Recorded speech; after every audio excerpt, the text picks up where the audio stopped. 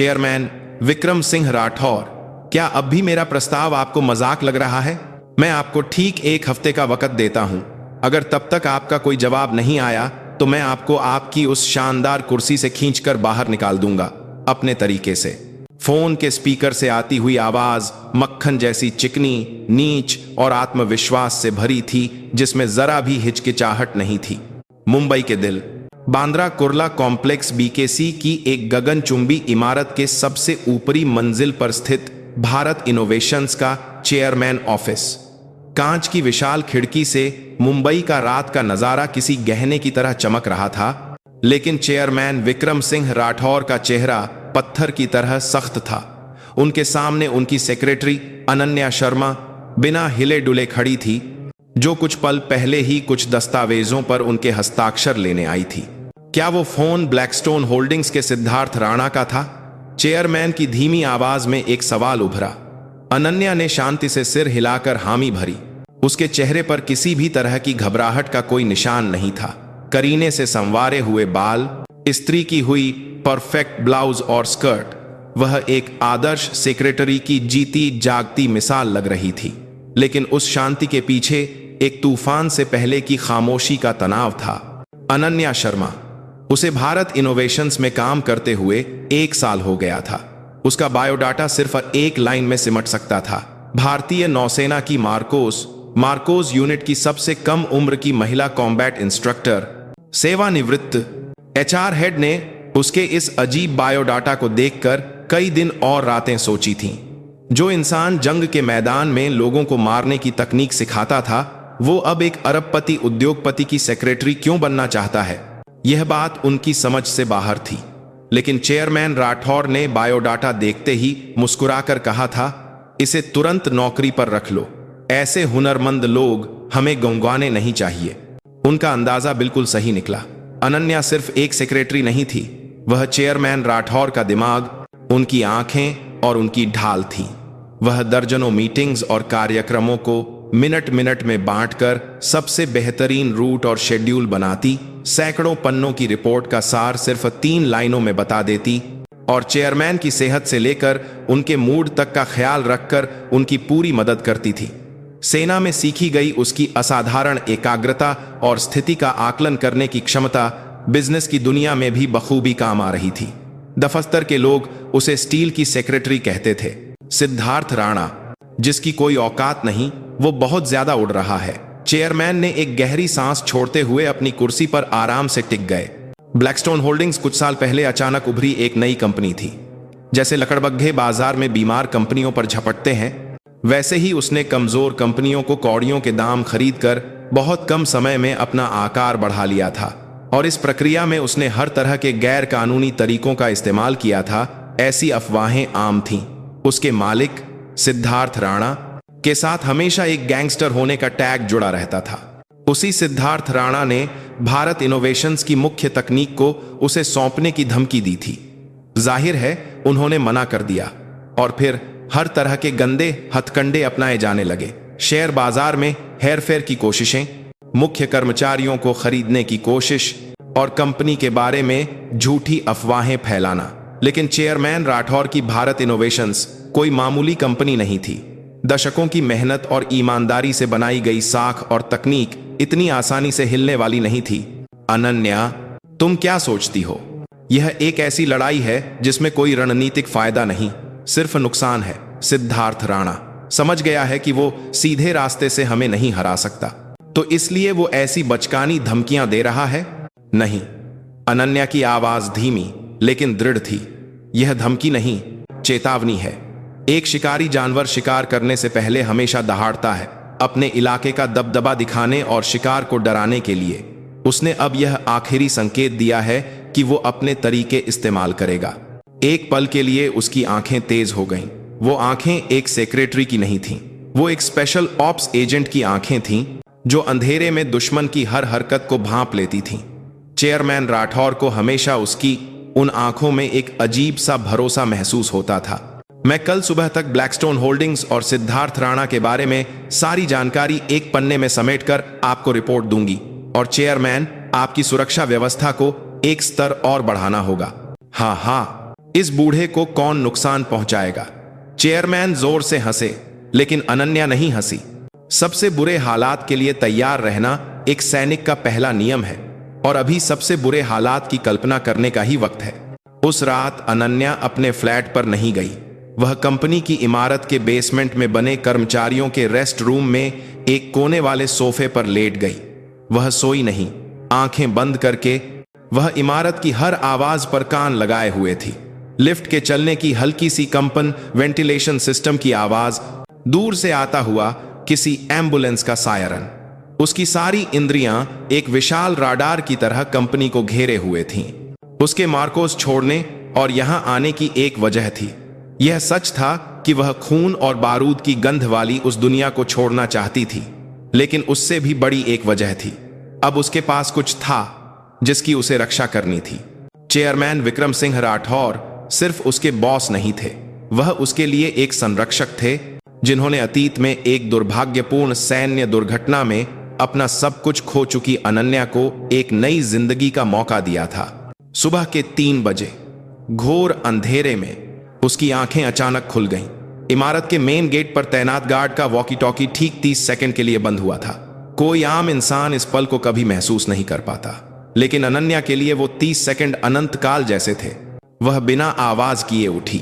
अपनी ऊंची एड़ी की सैंडल उतारकर उसने नंगे पांव ठंडे गलियारे पर कदम रखे। उसकी हरकतों में जरा भी शोर नहीं था। वह एक परछाई की तरह अंधेरे में घुल मिल गई। चेतावनी खत्म हो चुकी थी। अब शिकार का वक्त शुरू होने वाला था। अध्याय 2, स्टील का स्पर्श। शर्मा जी, क्या आप कृपया इमरजेंसी सीढ़ियों के पास रखे इन बक्सों को आज हटवा सकते हैं? यह न केवल फायर सेफ्टी नियमों के खिलाफ है, बल्कि किसी आपात स्थिति में भागने के रास्ते में भी रुकावट बनेगा। अगली सुबह अनन्या हमेशा की तरह एक परफेक्ट सेक्रेटरी के रूप में वापस आ चुकी थी। उसकी बात पर एडमिन डिपार्टमेंट के शर्मा जी ने नाक भौं सिकोड़ी। अरे अनन्या जी, वो स्टोर रूम में जगह नहीं थी, इसलिए बस थोड़ी देर के लिए रखे हैं। यहां से कौन इतना आता जाता है? आप भी ना बात का बतंगड़ बना देती हैं। नियमों का पालन होना चाहिए शर्मा जी, खासकर जब बात सुरक्षा की हो। उसकी आवाज विनम्र थी, लेकिन उसमें एक ऐसी दृढ़ता थी जो ना सुनना पसंद नहीं करती। शर्मा जी ने आखिरकार मुंह बनाते हुए कहा कि वो किसी को भेजकर हटवा देंगे। कंपनी के लोग अनन्या के इस स्वभाव को कभी कभी जरूरत से ज्यादा सख्त मानते थे, लेकिन कोई भी उसके काम के निर्देशों पर सवाल उठाने की हिम्मत नहीं करता था, क्योंकि उसका हर फैसला हमेशा सही होता था। सुबह भर चेयरमैन का ऑफिस व्यस्त रहा। चेयरमैन राठौर ऐसे काम कर रहे थे जैसे वो सिद्धार्थ राणा की धमकी को भूल चुके हों, और अनन्या एक परछाई की तरह उनकी मदद कर रही थी, लेकिन उसका पूरा ध्यान कहीं और था। उसने दफ्तर आते ही इमारत के सभी सीसीटीवी फुटेज की जांच की थी। सुबह 3 बजे ठीक 37 सेकंड के लिए मेन गेट और पिछले गेट के कैमरे एक साथ बंद हुए थे। इसे तकनीकी खराबी मानना मुश्किल था, क्योंकि समय बिल्कुल सटीक था। यह इस बात का सबूत था कि किसी ने जानबूझकर सिस्टम में सेंध लगाई थी। वे लोग जरूर रेकी करने आए थे। इसके अलावा उसने चेयरमैन के ऑफिस तक जाने वाले सभी रास्तों की फिर से जांच की। इमरजेंसी सीढ़ियां, वेंटिलेशन डक्ट और यहां तक कि लिफ्ट का इमरजेंसी हैच भी। उसके दिमाग में इमारत का तीनड़ी नक्शा पूरी तरह से छप चुका था। दुश्मन कहीं से भी घुसे, उसे कम से कम समय में कैसे काबू करना है, इसके दर्जनों सिनेरियो वह अपने दिमाग में बना और मिटा रही थी। दोपहर 2 बजे चेयरमैन राठौर एक बाहरी मीटिंग के लिए निकल गए। अनन्या, मैं थोड़ी देर के लिए बांद्रा में के होटल जा रहा हूं, तुम ऑफिस का ध्यान रखना। जी चेयरमैन, गाड़ी ध्यान से चाहिएगा। अनन्या ने विनम्रता से सिर झुकाया, लेकिन उसकी नजरें चेयरमैन के साथ जा रहे बॉडीगार्ड के कान में लगे वायरलेस ईयरफोन पर टिक गईं। वह एक सस्ता चाइनीज बना हुआ ईयरफोन था, न कि कंपनी द्वारा दिया गया आधिकारिक उपकरण। यह एक बहुत छोटा सा बदलाव था, लेकिन उसके अंदर के चेतावनी सिस्टम को चालू करने के लिए काफी था। चेयरमैन के जाते ही उसने सिक्योरिटी हेड को इंटरकॉम पर फोन किया। सिक्योरिटी हेड, मैं सेक्रेटरी ऑफिस से अनन्या शर्मा बोल रही हूं। अभी तुरंत चेयरमैन की गाड़ी की लोकेशन और उनके रास्ते की लाइव रिपोर्ट मुझे भेजिए, हर 5 मिनट में। और आज बाहर से आए सभी लोगों की लिस्ट मुझे भेजिए, डिलीवरी बॉय, विजिटर, सब। दूसरी तरफ सिक्योरिटी हेड इस अचानक मांग से थोड़ा घबरा गया। जी अनन्या जी, लेकिन चेयरमैन ने ऐसा कोई आदेश नहीं दिया है। यह मेरी जिम्मेदारी पर हो रहा है। अगर कोई समस्या हुई तो सारी जवाबदेही मेरी होगी। इसे तुरंत करें। यह एक अनुरोध नहीं, एक निर्देश है। उसकी आवाज बर्फ की तरह ठंडी थी। यह उसकी रोज की विनम्र आवाज से बिल्कुल अलग, एक ऐसे सैनिक की आवाज थी जिसे आदेश देने की आदत हो। सिक्योरिटी हेड ने और कुछ नहीं कहा और ठीक है कहकर फोन रख दिया। अनन्या अपनी सीट पर लौटी और सिद्धार्थ राणा के बारे में इकट्ठा की गई जानकारी को फिर से देखने लगी। उसके पैसे का लेन देन, उसके संपर्क, उसका अतीत। कागजों पर वह सिर्फ एक भाग्यशाली बिजनेसमैन लगता था, लेकिन हर जगह कुछ न कुछ संदेहास्पद कमियां थीं। ऐसी डीलें जो सामान्य रूप से असंभव थीं, अचानक गायब हो जाने वाले प्रतिद्वंद्वी, और उसके पीछे हमेशा शेर गैंग नाम के एक गिरोह का नाम आता था। कहा जाता था कि यह गैंग अब खत्म हो चुका है, लेकिन इसके बचे हुए लोग अब भी छिपकर काम करते हैं और सिद्धार्थ राणा के लिए हाथ पैर का काम करते हैं। इनका निशाना शायद सिर्फ चेयरमैन नहीं है। हो सकता है ये कंपनी को पंगु बनाकर अफरा तफरी फैलाना चाहते हों और उस मौके का फायदा उठाकर कंपनी पर कब्जा करना चाहते हों। जैसे ही यह ख्याल उसके दिमाग में आया, उसकी मेज पर रखा इंटरकॉम तेजी से बज उठा। सिक्योरिटी हेड था। अनन्या जी, बहुत बड़ी गड़बड़ हो गई है। चेयरमैन की गाड़ी से संपर्क टूट गया है। जीपीएस सिग्नल भी अभी अभी बांद्रा की एक मुख्य सड़क पर बंद हो गया। अनन्या का दिल जैसे धड़ाम से नीचे गिर गया। जिसका डर था वही हुआ। एंट्री पॉइंट के सीसीटीवी चेक करो, तुरंत पुलिस को। नहीं, रुको, उसने अपनी बात काटी। पुलिस को रिपोर्ट करते ही यह खबर मीडिया में फैल जाएगी और शेयर धड़ाम से गिर जाएंगे। हो सकता है सिद्धार्थ राणा यही चाहता हो, अराजकता, और उस अराजकता का इस्तेमाल करके कंपनी पर शत्रुतापूर्ण अधिग्रहण। हेड, यह बात किसी भी हालत में बाहर नहीं जानी चाहिए। अब से सिर्फ मेरी बात सुनो। सारे सिक्योरिटी गार्ड्स को मेन और पिछले गेट पर तैनात करो और किसी भी बाहरी व्यक्ति का प्रवेश पूरी तरह से रोक दो और इमरजेंसी अलार्म की लोकेशन फिर से चेक कर लो। अनन्या जी, क्या आपका मतलब है कि वो लोग कंपनी पर हमला करने वाले हैं? हम हर संभावना के लिए तैयार रहेंगे। अनन्या ने फोन काटा और अपनी जगह से उठी। वह चेयरमैन के ऑफिस के अंदर बने एक छोटे से स्टोर रूम में गई। वहां उसका निजी लॉकर था। पासवर्ड डालते ही खट की आवाज के साथ दरवाजा खुल गया। लॉकर के अंदर कॉस्मेटिक्स या सैंडल की जगह एक मिलिट्री कॉम्बैट नाइफ, एक टेलीस्कोपिक बैटन और काले रंग के टैक्टिकल ग्लव्स रखे थे। उसने बिना हिचकिचाए ग्लव्स निकाले और पहन लिए। चमड़े का स्पर्श जैसे उसके अंदर सोए हुए जंगलीपन को जगा रहा था। तभी बाहर से जोर जोर से शोर आने लगा। कई लोगों की चीख पुकार, कुछ टूटने की आवाज और महिला कर्मचारियों की तीखी चीखें। वहीं रुक जाओ, विक्रम सिंह राठौर कहां है? दरवाजा खोलो अभी। आवाज लॉबी की तरफ से आ रही थी। सिक्योरिटी टीम का कमजोर प्रतिरोध पल भर में ही खत्म हो गया लगता था। अब इस विशाल फ्लोर पर जहां चेयरमैन का ऑफिस था, वह अकेली थी। अनन्या स्टोर रूम से बाहर निकली और चेयरमैन के ऑफिस के बीच में खड़ी हो गई। भारी लकड़ी के बंद दरवाजे के पार से कई भारी कदमों की आहटें नजदीक आ रही थीं। 1, 2, 3, कम से कम 10 लोग तो होंगे ही। धम धम, किसी ने दरवाजे पर जोर जोर से लातें मारनी शुरू कर दी। विक्रम सिंह राठौर यहां नहीं है, हमें पता है, दरवाजा खोल। जब प्यार से कह रहे हैं। अनन्या ने कोई जवाब नहीं दिया। इसके बजाय उसने मेज पर रखे भारी क्रिस्टल पेपरवेट को उठा लिया। हाथ में उसकी ठंडी ठोस पकड़ संतोषजनक थी। उसने एक गहरी सांस ली। बारूद की गंध की जगह महंगी कॉफी बीन्स की खुशबू उसकी नाक में आई। यह जंग का मैदान नहीं है अनन्या, शांत रहो। तुम अब सैनिक नहीं, एक सेक्रेटरी हो, उसने खुद से कहा। लेकिन उसका दिल पहले से कहीं ज्यादा शांत और स्थिर रूप से धड़क रहा था। दरवाजे के उस पार जो लोग थे, वे उस नर्क की तुलना में कुछ भी नहीं थे जिससे वह गुजर चुकी थी। क्रैक, आखिरकार दरवाजे का हैंडल टूटने की आवाज आई और भारी दरवाजा एक झटके से खुल गया। 6-7 खूंखार दिखने वाले आदमी, जिनके हाथों में लोहे की रॉड और बेसबॉल बैट थे, ऑफिस के अंदर घुस आए। उनकी आंखें लालच और हिंसा से चमक रही थीं। और फिर उन्होंने ऑफिस के बीचों बीच एक दुबली पतली काया के साथ अकेली खड़ी सेक्रेटरी अनन्या शर्मा को देखा। ओह, यहां तो एक लड़की अकेली रह गई है। सबसे आगे खड़े एक भीमकाय आदमी ने हंसते हुए कहा, बता विक्रम सिंह राठौर कहां है, वरना तेरे इस सुंदर चेहरे पर थोड़ी कलाकारी करनी पड़ेगी। वे लोग भद्दी हंसी हंसते हुए धीरे धीरे उसकी ओर बढ़ने लगे। उसी पल अनन्या के होठों पर एक हल्की सी मुस्कान फैल गई। यह एक सेक्रेटरी की मुस्कान नहीं थी, यह एक शिकारी की मुस्कान थी जो अपने शिकार को सामने देखकर जाहिर करता है, एक ठंडी और खूबसूरत मुस्कान।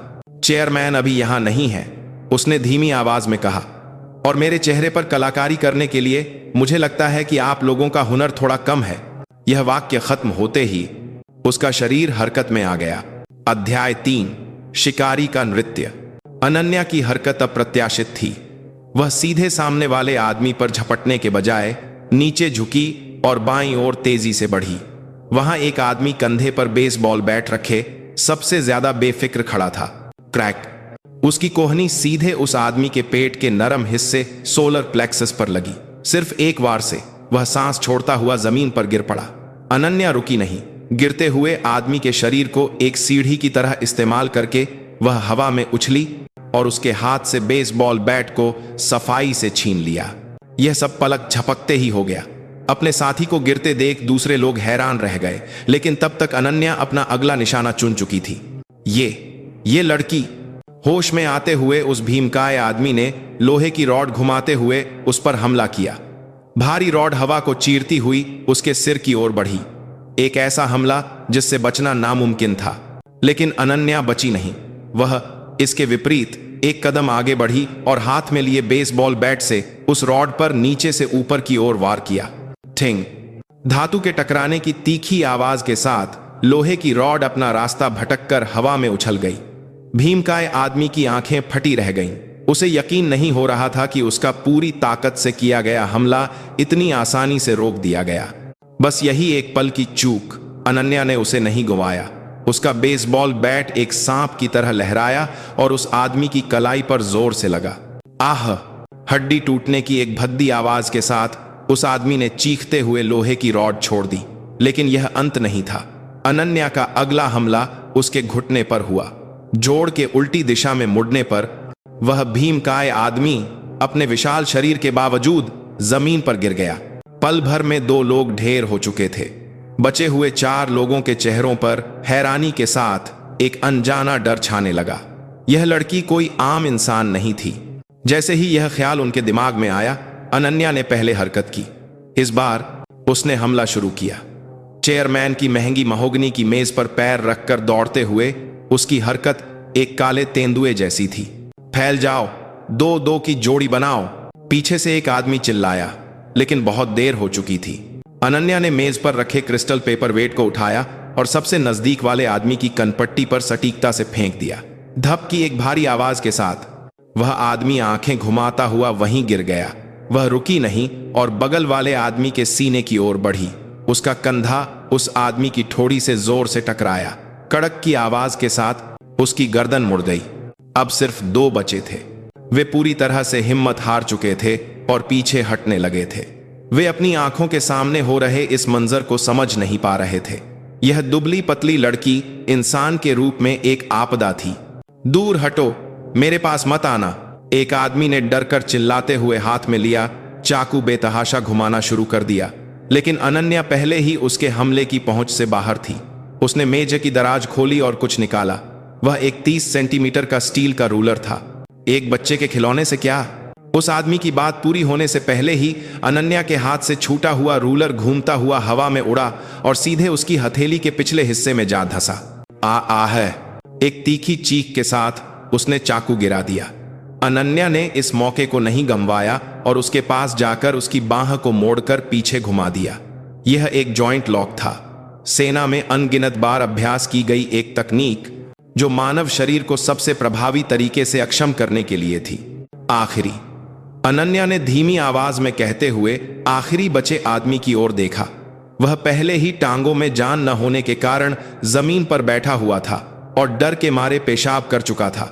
उसकी डरी हुई आंखों में आंसू और नाक का पानी मिला हुआ था। तुम्हें किसने भेजा? उस ठंडे सवाल पर वह आदमी कुछ बोल नहीं पाया, सिर्फ सिर हिलाता रहा। अनन्या ने पकड़ी हुई बाह पर थोड़ा और जोर दिया। आहा, बताता हूं। ब्लैकस्टोन होल्डिंग्स के सिद्धार्थ राणा साहब ने भेजा था। मकसद क्या था? चेयरमैन विक्रम सिंह राठौर, बस उन्हें ले जाने को कहा था। कहा था कि कागजों पर दस्तखत करवाते ही काम हो जाएगा। चेयरमैन कहाँ है? मुझे नहीं पता, हमें तो बस यहां आने का आदेश था। आह! अनन्या ने और सवाल नहीं किए। उसने उसकी गर्दन के पिछले हिस्से पर कराटे चॉप मारकर उसे बेहोश कर दिया और फिर धीरे धीरे उठी। कुछ मिनट पहले तक जो चेयरमैन का ऑफिस महंगी चीजों से भरा था, अब वह कराहते हुए आदमियों और टूटे फूटे सामानों से भरे एक नर्क के मैदान में बदल गया था। अनन्या के शरीर पर एक भी खरोंच नहीं थी, बस कुछ बिखरे हुए बाल और तेजी से चलती सांसें ही इस भयंकर लड़ाई का सबूत दे रही थीं। वह ऑफिस के फोन की ओर बढ़ी और रिसीवर उठाया, फिर एक जाना पहचाना नंबर डायल किया। मैं बोल रही हूं, स्थिति नियंत्रण में है। योजना के मुताबिक चेयरमैन सुरक्षित ठिकाने पर पहुंच गए होंगे, है ना? रिसीवर के दूसरी ओर से एक परिचित आवाज आई। वह चेयरमैन का बॉडीगार्ड था और असल में अनन्या का ही मार्कोस का जूनियर, जिसे उसने खुद इस काम पर लगाया था। जी सीनियर, चेयरमैन के होटल के बेसमेंट में बने सुरक्षित घर में ठीक ठाक पहुंच गए हैं। आपके निर्देश के अनुसार हमारा पीछा कर रही 3 गाड़ियों को हमने चकमा देकर रास्ते में ही निपटा दिया। बहुत अच्छे, अब दूसरे चरण पर बढ़ते हैं। अनन्या ने फोन रखा और ऑफिस के दरवाजे की ओर देखा।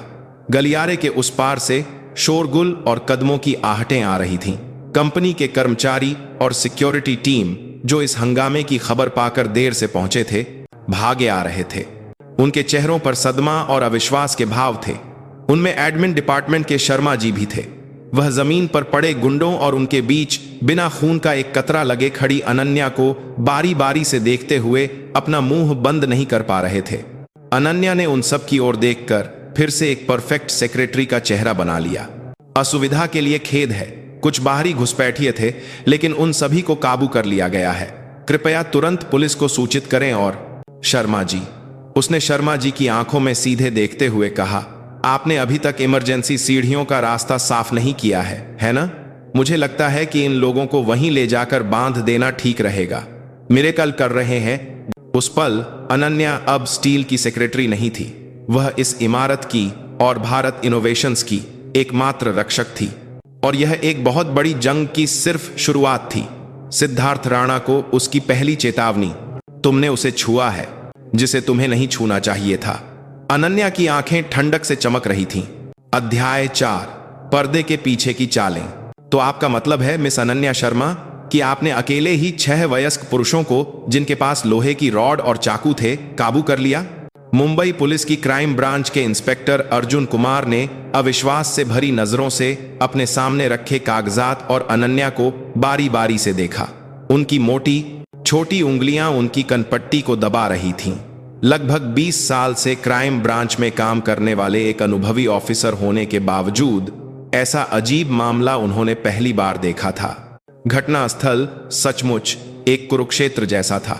किसी की हड्डी टूटी थी, किसी का जोड़ उखड़ा था, कोई गंभीर सिर की चोट से जूझ रहा था और एक तो डर के मारे पेशाब तक कर चुका था। लेकिन जिस महिला ने उन्हें इस हाल में पहुंचाया था, वह उनके सामने बिना किसी खरोंच के बिल्कुल ठीक ठाक बैठी थी। ठीक ठाक कहना भी कम होगा, वह अवास्तविक रूप से शांत और सधी हुई लग रही थी। सटीक रूप से कहूं तो काबू करना नहीं, बल्कि अक्षम करना। मैंने सिर्फ अपने ऊपर हो रहे हमले के जवाब में न्यूनतम आत्मरक्षा की। अनन्या ने शांत आवाज में सुधार किया। उसने बिना किसी घबराहट के इंस्पेक्टर अर्जुन की आंखों में देखा। उन गहरी काली आंखों के सामने इंस्पेक्टर ने अनजाने में ही अपनी नजरें झुका लीं। वह लोगों से निपटने में माहिर थे, लेकिन यह औरत कुछ अलग थी, जैसे एक तराशा हुआ खंजर, शांत लेकिन तेज और ठंडा। न्यूनतम आत्मरक्षा। ठीक है मिस शर्मा, तो जरा इस न्यूनतम आत्मरक्षा के बारे में विस्तार से बताइए। सीसीटीवी फुटेज लॉबी में ही बंद हो गए थे और जैसा कि आप जानती हैं, चेयरमैन के ऑफिस के अंदर कोई कैमरा नहीं है। आपका बयान ही एकमात्र सबूत है। इंस्पेक्टर अर्जुन ने जानबूझकर दबाव बनाने की कोशिश की, लेकिन अनन्या जैसे उनके इरादे को समझ गई हो, हल्की सी मुस्कुराई। उसने एक अच्छी तरह से तैयार की गई रिपोर्ट की तरह शांति से स्थिति को समझाना शुरू किया। पहला घुसपैठिया दरवाजा तोड़कर अंदर आते ही मुझ पर बेसबॉल बैट से हमला करने लगा। मैं झुककर बच गई और देखा कि उसका निचला हिस्सा खुला है, तो मैंने कोहनी से उसके पेट पर वार किया। गिरते हुए उसके हाथ से मैंने बैट ले लिया। दूसरा घुसपैठिया लोहे की रॉड से मेरे सिर पर वार करने की कोशिश कर रहा था। मैंने बैट से उसे रोका, जिससे उसका संतुलन बिगड़ गया और उस मौके पर मैंने उसकी कलाई और घुटने के जोड़ पर वार करके उसकी हरकत बंद कर दी। तीसरे और चौथे ने एक साथ हमला किया। मैंने मेज पर रखे पेपर वेट को फेंककर एक का ध्यान भटकाया और दूसरे के पास जाकर कंधे से उसकी ठोड़ी पर वार किया। पांचवें के पास चाकू था, लेकिन वह मानसिक रूप से बहुत डरा हुआ था। मैंने मेज की दराज से एक स्टील रूलर फेंककर उसके हाथ पर मारा, जिससे उसने हथियार गिरा दिया और मैंने तुरंत पास जाकर उसे जॉइंट लॉक से काबू कर लिया। आखिरी वाला तो खुद ही हिम्मत हार चुका था। उसका विवरण बिना किसी लाग लपेट के संक्षिप्त और सटीक था, जैसे वह कोई ट्रेनिंग मैनुअल पढ़ रही हो। इंस्पेक्टर अर्जुन का मुंह खुला रह गया। यह औरत जो बता रही थी वह कोई साधारण लड़ाई नहीं थी। यह पूरी तरह से गणना और प्रशिक्षण से सिद्ध की गई एक प्रभावी हत्या की तकनीक के करीब थी। क्या कोई मार्शल आर्ट्स वगैरह जानती हैं, जैसे कराटे या जूडो? आज के जमाने में एक महिला को अपनी सुरक्षा करना तो आना ही चाहिए, है ना? अनन्या ने सहजता से बात टाल दी, यह महसूस करते हुए कि और पूछताछ करना व्यर्थ है। इंस्पेक्टर ने विषय बदल दिया। पकड़े गए लोग मुंह नहीं खोल रहे हैं। यह अंडरवर्ल्ड के लोगों का पुराना तरीका है, लेकिन हमारी जांच में पता चला है कि वे सभी भंग हो चुके शेर गैंग के सदस्य थे और उनके हाल के सभी सुराग एक ही जगह की ओर इशारा कर रहे हैं। ब्लैकस्टोन, इंदा कोड आपका कहन और उनके लोगों के अंडरवर्ल्ड का कोड आप कहन, यह बाथान होल्डिंग्स। सिद्धार्थ राणा, क्या आपको इस बारे में कुछ अंदाजा है? देखिए, हमारी भारत इनोवेशंस कानून और सिद्धांतों का पालन करने वाली कंपनी है। हमारा ऐसे बुरे लोगों से कोई वास्ता नहीं। उसके इस तरह बात टालने पर इंस्पेक्टर अर्जुन ने एक फीकी हंसी हंसी। यह औरत कोई मामूली नहीं थी। वह पुलिस से ज्यादा जानती थी, फिर भी जरूरत की जानकारी के अलावा एक शब्द भी नहीं बोल रही थी। उन्होंने आखिरकार अपनी डायरी बंद की और खड़े हो गए। ठीक है मिस शर्मा, आज के लिए इतना ही, लेकिन आगे भी पूछताछ की जरूरत पड़ सकती है, इसीलिए कृपया संपर्क में रहिएगा और अपना ध्यान रखिएगा। यह कोई साधारण घुसपैठ का मामला नहीं है। आपकी चिंता के लिए धन्यवाद इंस्पेक्टर। इंस्पेक्टर के जाने के बाद चेयरमैन के ऑफिस में फिर से खामोशी छा गई। अनन्या ने बिखरे हुए दफ्तर का धीरे धीरे जायजा लिया। जमीन पर खून के धब्बे, टूटे हुए फर्नीचर, यह सब सिर्फ 1 घंटे पहले हुआ था। उसने अपने हाथों को देखा, उनमें जरा भी कंपन नहीं थी, बल्कि यह सब बहुत परिचित लग रहा था। किसी की हड्डी टूटने का एहसास, चीखें, खून की गंध, यह उसके अतीत के वो टुकड़े थे जिनसे वह बचना चाहती थी, लेकिन उसे कोई पछतावा नहीं था। उसने बस उसकी रक्षा की थी, जिसकी उसे करनी चाहिए थी। तभी इमरजेंसी संपर्क के लिए रखे छोटे वॉकी टॉकी से एक आवाज आई। सीनियर, मैं कबीर बोल रहा हूं। चेयरमैन आपको लगातार पूछ रहे हैं। वो कंपनी वापस आने की जिद कर रहे हैं। उन्हें रोकने में पसीने छूट गए। यह उसके मार्कोस जूनियर और नकली बॉडीगार्ड कबीर की आवाज थी। मैं बस वहीं आ रही हूं, 10 मिनट और उन्हें रोके रखो। अनन्या ने संक्षेप में जवाब देकर वॉकी टॉकी बंद कर दिया। उसने अपने लॉकर से बदलने के लिए कपड़े और एक फर्स्ट एड किट निकाली। गुंडों से निपटने के दौरान कपड़ों पर लगे खून के हल्के धब्बों को साफ किया और बिखरे बालों को फिर से करीने से बांध लिया, और फिर जैसे कुछ हुआ ही ना हो, एक परफेक्ट सेक्रेटरी के रूप में ऑफिस से बाहर निकली। गलियारे से गुजरते हुए कर्मचारियों की नजरें उस पर टिकी थीं। उनकी आंखों में अब एक सख्त सेक्रेटरी के लिए देखने वाला भाव नहीं था। उसमें श्रद्धा, डर और एक अनजानी जिज्ञासा का मिला जुला भाव था। कुछ महिला कर्मचारी उसे देखकर कानाफूसी कर रही थीं, और पुरुष कर्मचारी तो नजरें मिलाने की हिम्मत भी नहीं कर पा रहे थे। अनन्या ने उन सभी नजरों को नजरअंदाज करते हुए चुपचाप लिफ्ट की ओर कदम बढ़ाए। वह जानती थी, आज के बाद कंपनी में उसे देखने का नजरिया पूरी तरह से बदल जाएगा, और यह वह नहीं चाहती थी। वह एक शांत परछाई बनकर रहना चाहती थी, लेकिन हालात ने उसे मंच के केंद्र में धकेल दिया था। के होटल, बेसमेंट लेवल 3, एक गुप्त पार्किंग जिसका अस्तित्व बाहरी दुनिया के लिए नहीं था। वहीं स्थित एक सुरक्षित घर, भारत इनोवेशंस के कुछ गिने चुने लोगों को ही पता था। विक्रम सिंह राठौर सख्त चेहरे के साथ सोफे पर बैठे टैबलेट पर कंपनी की स्थिति की रिपोर्ट देख रहे थे। उनके बगल में बेचैन कबीर खड़ा था। इन लोगों की हिम्मत कैसे हुई मेरी कंपनी में गुंडे भेजने की? चेयरमैन ने गुस्से से भरी आवाज में कहा और अपनी जगह से उठ खड़े हुए। मैं अभी वापस जाकर। तभी भारी स्टील का दरवाजा खुला और अनन्या अंदर आई। उसके आते ही चेयरमैन चुप हो गए और उसे देखने लगे। अनन्या, तुम ठीक हो? कहीं चोट तो नहीं लगी? उनकी आवाज में सच्ची चिंता थी। अनन्या ने हल्का सा सिर झुकाया। आपकी दुआओं से मैं बिल्कुल ठीक हूं चेयरमैन। बस ऑफिस थोड़ा अस्त व्यस्त हो गया है, इसीलिए कुछ समय के लिए आपको अस्थायी ऑफिस इस्तेमाल करना पड़ेगा। उसके शांत जवाब पर चेयरमैन ने एक थकी हुई हंसी हंसी। अरे, फर्नीचर टूटने की किसे पड़ी है? तुम्हारा सुरक्षित रहना ही सबसे बड़ी बात है। अच्छा, उन लोगों का क्या हुआ? उन्हें पुलिस के हवाले कर दिया गया है, लेकिन ज्यादा कुछ हासिल नहीं होगा। वे तो बस फेंके हुए मोहरे हैं। सिद्धार्थ राणा, उस कमीने ने वाकई हद पार कर दी। चेयरमैन ने मुट्ठी भींच ली। उनकी आंखों में गहरे गुस्से के साथ एक थकान भी थी। अपनी पूरी जिंदगी ईमानदारी से बनाए गए अपने साम्राज्य पर इस तरह के गंदे हमले से वह अपमानित महसूस कर रहे थे। चेयरमैन, अनन्या ने शांति से उन्हें बुलाया। यह अंत नहीं, शुरुआत है। उसकी बात पर चेयरमैन ने सिर उठाकर उसे देखा। सिद्धार्थ राणा इस नाकामी के बाद और भी ज्यादा साहसी और अप्रत्याशित तरीके अपनाएगा। वह समझ गया होगा कि सीधे रास्ते से वह हमें नहीं हिला सकता। हो सकता है कि अगला निशाना आप या मैं न हो। क्या मतलब? आपके परिवार के सदस्य या कंपनी के मुख्य अधिकारी। सबसे कमजोर कड़ी को ढूंढकर उस पर लगातार वॉर करना, यही उनका तरीका है। अनन्या का विश्लेषण ठंडा और यथार्थवादी था। चेयरमैन का चेहरा सफेद पड़ गया। उन्होंने अपने बिजनेस करियर में कई संकट देखे थे, लेकिन इतनी खुली और बर्बर धमकी पहली बार मिली थी। यह बिजनेस नहीं, जंग थी। अब क्या करना चाहिए अनन्या? मैं तुम्हारी राय जानना चाहता हूं। चेयरमैन अब पूरी तरह से अनन्या पर निर्भर हो चुके थे। वह सिर्फ एक सेक्रेटरी नहीं, बल्कि इस संकट से साथ मिलकर लड़ने वाली एकमात्र साथी और रणनीतिकार थी। सबसे पहले आज की घटना को पूरी तरह से गुप्त रखना होगा।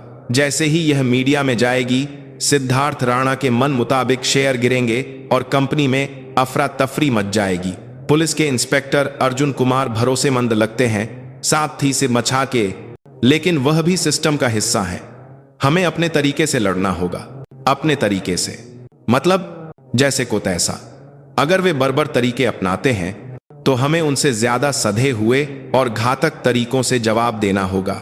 अनन्या की आंखें चमक उठीं।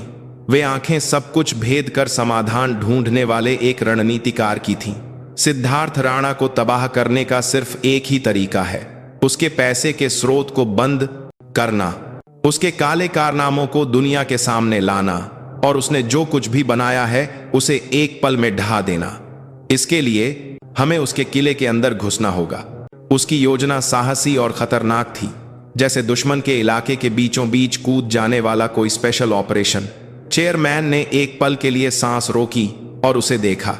इस दुबली पतली लड़की के कंधों पर वह कितना भारी बोझ डालने जा रहे थे, लेकिन वह जानते थे इस पल उनका और उनकी कंपनी का भविष्य पूरी तरह से इस युवा सेक्रेटरी के हाथों में था। ठीक है, मैं तुम्हें सारे अधिकार देता हूं, जो भी जरूरत हो बेझिझक बताना। लोग, पैसा, जो भी चाहिए मैं दूंगा। धन्यवाद चेयरमैन। तो सबसे पहले मैं अपने मार्कोस के समय के एक साथी को टेक्निकल कंसल्टेंट के तौर पर नियुक्त करवाना चाहूंगी। वह भारत की सबसे बेहतरीन व्हाइट हैट हैकर है। शायद वह ब्लैकस्टोन होल्डिंग्स के लोहे जैसे सुरक्षा सिस्टम में एक छोटी सी दरार पैदा कर सके। अनन्या के होठों पर एक आत्मविश्वास भरी मुस्कान आ गई। उसके दिमाग में सिद्धार्थ राणा के लिए एक विशाल जाल का नक्शा बन चुका था। अब जाल फेंकने का वक्त था। उधर मुंबई के एक शानदार पेंट हाउस में, जहां से रात का नजारा साफ दिखता था, सिद्धार्थ राणा महंगी वाइन का गिलास घुमाते हुए फोन पर बात खत्म कर चुका था। उसके सबसे भरोसेमंद आदमी से मिली खबर ने उसका मूड खराब कर दिया था। 6 लोग, और वो भी शेर गैंग के सबसे खूंखार आदमी, एक मामूली सी लड़की से हार गए। उसका चेहरा हंस रहा था, लेकिन उसकी आंखें नहीं। उसने अविश्वास से अपने बगल में खड़े आदमी से दोबारा पूछा, उस सेक्रेटरी का नाम क्या बताया? अनन्या शर्मा सर। रिकॉर्ड के मुताबिक नौसेना की स्पेशल फोर्स से होने के अलावा कुछ खास नहीं है। मार्कोस। सिद्धार्थ राणा ने वाइन का गिलास नीचे रखा और दिलचस्पी से अपनी ठोड़ी सहलाई। उसने कई तरह के इंसान देखे थे। उसका अंतर्ज्ञान कह रहा था कि यह औरत कोई मामूली हस्ती नहीं है। वह सिर्फ एक पूर्व सैनिक नहीं थी, वह उसकी योजना को समझने वाली, जाल बिछाने वाली और यहां तक कि उल्टा उसे धमकाने वाली हस्ती थी। मजेदार, बहुत मजेदार। विक्रम सिंह राठौर, उस बूढ़ी लोमड़ी ने ऐसी चीज अपने पास रखी थी, मुझे अंदाजा ही नहीं था। वह गुस्सा होने के बजाय खुश हो रहा था, जैसे किसी बच्चे को कोई दिलचस्प खिलौना मिल गया हो। सर, अब क्या करें? और लोग भेजें या नहीं? अब ताकत से काम नहीं बनेगा। वो औरत अनन्या शर्मा ऐसी नहीं है कि इस तरह के तरीकों से काबू में आए। सिद्धार्थ राणा अपनी जगह से उठा और विशाल खिड़की के पास गया। उसकी नजरें दूर भारत इनोवेशंस की इमारत की छोटी पर टिकी थीं। शिकार को पकड़ने के कई तरीके होते हैं। अगर सीधे हमला काम न करे तो आसपास से धीरे धीरे घेरा कसना चाहिए। जाल बिछाओ, चारा डालो और इंतजार करो कि वो खुद जाल में फंसे। उसके होठों पर एक क्रूर मुस्कान फैल गई। विक्रम सिंह राठौर की कमजोरी और उस अनन्या शर्मा नाम की औरत की कमजोरी का पता लगाओ। दुनिया में कोई भी इंसान बिना कमजोरी के नहीं होता। कितना भी स्टील जैसा इंसान हो, कहीं ना कहीं एक जंग लगा हिस्सा जरूर होता है। सिद्धार्थ राणा की आंखें एक सांप की तरह चमक उठीं। अनन्या शर्मा के रूप में एक अप्रत्याशित बाधा से उसका सामना हुआ था, लेकिन उसे लग रहा था कि यह खेल अब और भी मजेदार हो गया है। वह नहीं जानता था कि वह जिसका सामना कर रहा है वह सिर्फ स्टील नहीं, बल्कि भट्टी की आग में भी न पिघलने वाला दुनिया का सबसे सख्त मिश्र धातु है। और वह मिश्र धातु अब उस पर हमला करने के लिए पूरी तरह से तैयार थी। मुंबई की रात एक और तूफान को अपनी गोद में समेटे हुए और गहरी होती जा रही थी। अध्याय 5, अदृश्य युद्ध। Code name ghost. असली नाम रिया मल्होत्रा। मेरी मार्कोस की बैचमेट और नेवल इंटेलिजेंस की साइबर इन्फिल्ट्रेशन टीम में 5 साल तक काम कर चुकी सबसे बेहतरीन एक्सपर्ट। रिटायरमेंट के बाद वह फ्रीलांसर के तौर पर काम करती है और रॉ या मिलिट्री इंटेलिजेंस के लिए देश स्तरीय साइबर हमलों को रोकने और जवाबी कार्रवाई करने का काम करती है। अगले दिन भारत इनोवेशंस की इमारत के बेसमेंट में बना सुरक्षित घर एक अत्याधुनिक साइबर कमांड सेंटर में बदल चुका था। अनन्या चेयरमैन विक्रम सिंह राठौर को नई नियुक्त की गई टेक्निकल कंसल्टेंट रिया मल्होत्रा से मिलवा रही थी। स्क्रीन पर जटिल कोड भरे हुए थे और रिया बिना रुके कीबोर्ड पर उंगलियां चला रही थी। हुडी और फटी हुई जीन्स पहने वह सबसे बेहतरीन एक्सपर्ट के परिचय से बिल्कुल मेल नहीं खा रही थी, लेकिन उसकी आंखें किसी बाज की तरह तेज थीं जो करोड़ों डेटा के बीच से एक सच को ढूंढ निकालती हैं। आपसे मिलकर खुशी हुई मिस मल्होत्रा। मैंने अनन्या से आपके बारे में बहुत सुना है। मुझे यकीन है कि आप हमारी बहुत मदद करेंगी। चेयरमैन ने हाथ मिलाने के लिए बढ़ाया, लेकिन रिया ने मॉनिटर से नजरें हटाए बिना लापरवाही से जवाब दिया। हाथ बाद में मिलाएंगे चेयरमैन साहब। अभी मैं इस ब्लैकस्टोन नाम के किले की बाहरी दीवारों का मुआयना कर रही हूं। वाह, यह तो कोई मामूली चीज नहीं है। फायरवॉल लगभग रॉ के लेवल का है। लगता है यह सिद्धार्थ राणा नाम का आदमी जानता है कि उसके पीछे काफी गंदगी है। रिया ने तारीफ करते हुए कहा। उसकी उंगलियां फिर से तेजी से चलने लगीं। स्क्रीन पर अनजान अक्षर और संख्याएं एक झरने की तरह बह रही थीं। तो क्या तुम इसे तोड़ सकती हो? अनन्या ने पूछा। उसकी आवाज में अपनी दोस्त के प्रति गहरा विश्वास था। तोड़ सकती हूं अनन्या, मैं रिया मल्होत्रा हूं। ऐसे किलों में मेन गेट से नहीं घुसा जाता। दीवारों पर चढ़कर या सुरंग खोदकर या फिर अंदर से किसी को दरवाजा खोलने के लिए तैयार करके घुसा जाता है। रिया ने एक रहस्यमयी मुस्कान के साथ मॉनिटर के एक हिस्से की ओर इशारा किया। देखो, इस परफेक्ट दिखने वाले फायरवॉल में एक बहुत छोटी सी खामी है। ब्लैकस्टोन होल्डिंग्स के दुबई ऑफिस के सर्वर से जुड़ा एक बैकडोर। शायद इसे इमरजेंसी में डेटा निकालने या रिमोट से सिस्टम को तबाह करने के लिए बनाया गया होगा। हम इसी का उल्टा इस्तेमाल करेंगे। दुबई ऑफिस के सर्वर के जरिए हम हेड ऑफिस के इंटरनल नेटवर्क में घुसेंगे। थोड़ा वक्त लगेगा, लेकिन यह सबसे सुरक्षित और बिना कोई सुराग छोड़े काम करने का तरीका है। कितना वक्त लगेगा? कम से कम 3 दिन, ज्यादा से ज्यादा 1 हफ्ता। उनकी सिक्योरिटी टीम भी बेवकूफ नहीं होगी, इसलिए हमें एक भूत की तरह काम करना होगा। अगर पकड़े गए तो हमारे सारे निशान मिट जाएंगे और वे हमें ट्रैक कर सकते हैं। 3 से 7 दिन, यह बहुत कम समय था। इससे पहले कि सिद्धार्थ राणा कोई और कदम उठाए, उसके दिल में छुपे राज्य को निकालने के लिए यह वक्त नाकाफी था। क्या समय को और कम करने का कोई तरीका है? एक तरीका है। रिया ने कीबोर्ड से हाथ हटाया और कुर्सी घुमाकर अनन्या और चेयरमैन का सामना किया। अगर हमारे पास अंदर कोई मददगार हो, ब्लैकस्टोन होल्डिंग्स के अंदर कोई ऐसा व्यक्ति हो जो हमारे भेजे हुए ट्रोजन हॉर्स वायरस को चला दे, तो हम सिर्फ एक दिन में दरवाजा खोल सकते हैं। जैसे कि बस एक यूएसबी ड्राइव लगा दे या एक खास ईमेल खोल दे, इतना ही काफी है। अंदर का मददगार। सिद्धार्थ राणा के वफादारों से भरी उस जगह में कोई हमारी मदद क्यों करेगा? चेयरमैन ने संदेह भरी नजरों से कहा। लेकिन अनन्या की सोच अलग थी। कोई भी पूरी तरह से वफादार नहीं होता। हमेशा कोई असंतुष्ट या ज्यादा फायदे की तलाश में रहने वाला व्यक्ति होता ही है, और सिद्धार्थ राणा जैसे धमकाकर राज करने वाले लीडर के नीचे ऐसे लोग ज्यादा होते हैं। अनन्या ने रिया से कहा, सिद्धार्थ राणा के सेक्रेटरी ऑफिस, वहां से शुरू करो। खासकर उन लोगों पर ध्यान दो जो पिछले 1 साल में आए हैं या जिनका प्रमोशन रुका है। उनके email, messenger chat, social media सब कुछ खंगालो। तुम जानती हो ना कि यह प्राइवेसी कानूनों का उल्लंघन है? रिया ने शरारत से मुस्कुराते हुए पूछा। यह एक जंग है और जंग में कोई कानून नहीं होता, अनन्या ने दृढ़ता से जवाब दिया। उसके निर्देश पर रिया फिर से मॉनिटर की दुनिया में खो गई। एक अदृश्य युद्ध के मैदान में बिना आवाज की गोलियों वाली लड़ाई शुरू हो चुकी थी। उसी समय अनन्या दूसरी तैयारी कर रही थी। उसने इंस्पेक्टर अर्जुन कुमार को फोन किया। इंस्पेक्टर, मैं अनन्या बोल रही हूं। मुझे लगता है कि पिछले मामले में एक गवाह मिल सकता है। कौन है? भारत इनोवेशंस का एक पूर्व कर्मचारी। उसे टेक्नोलॉजी लीक करने के आरोप में नौकरी से निकाल दिया गया था। लगता है कि उसका ब्लैकस्टोन से कोई संपर्क था। हो सकता है कि उसने ही घुसपैठियों को अंदर की जानकारी दी हो। उसका नाम और पता तुरंत भेजिए। इंस्पेक्टर की आवाज में उत्सुकता थी।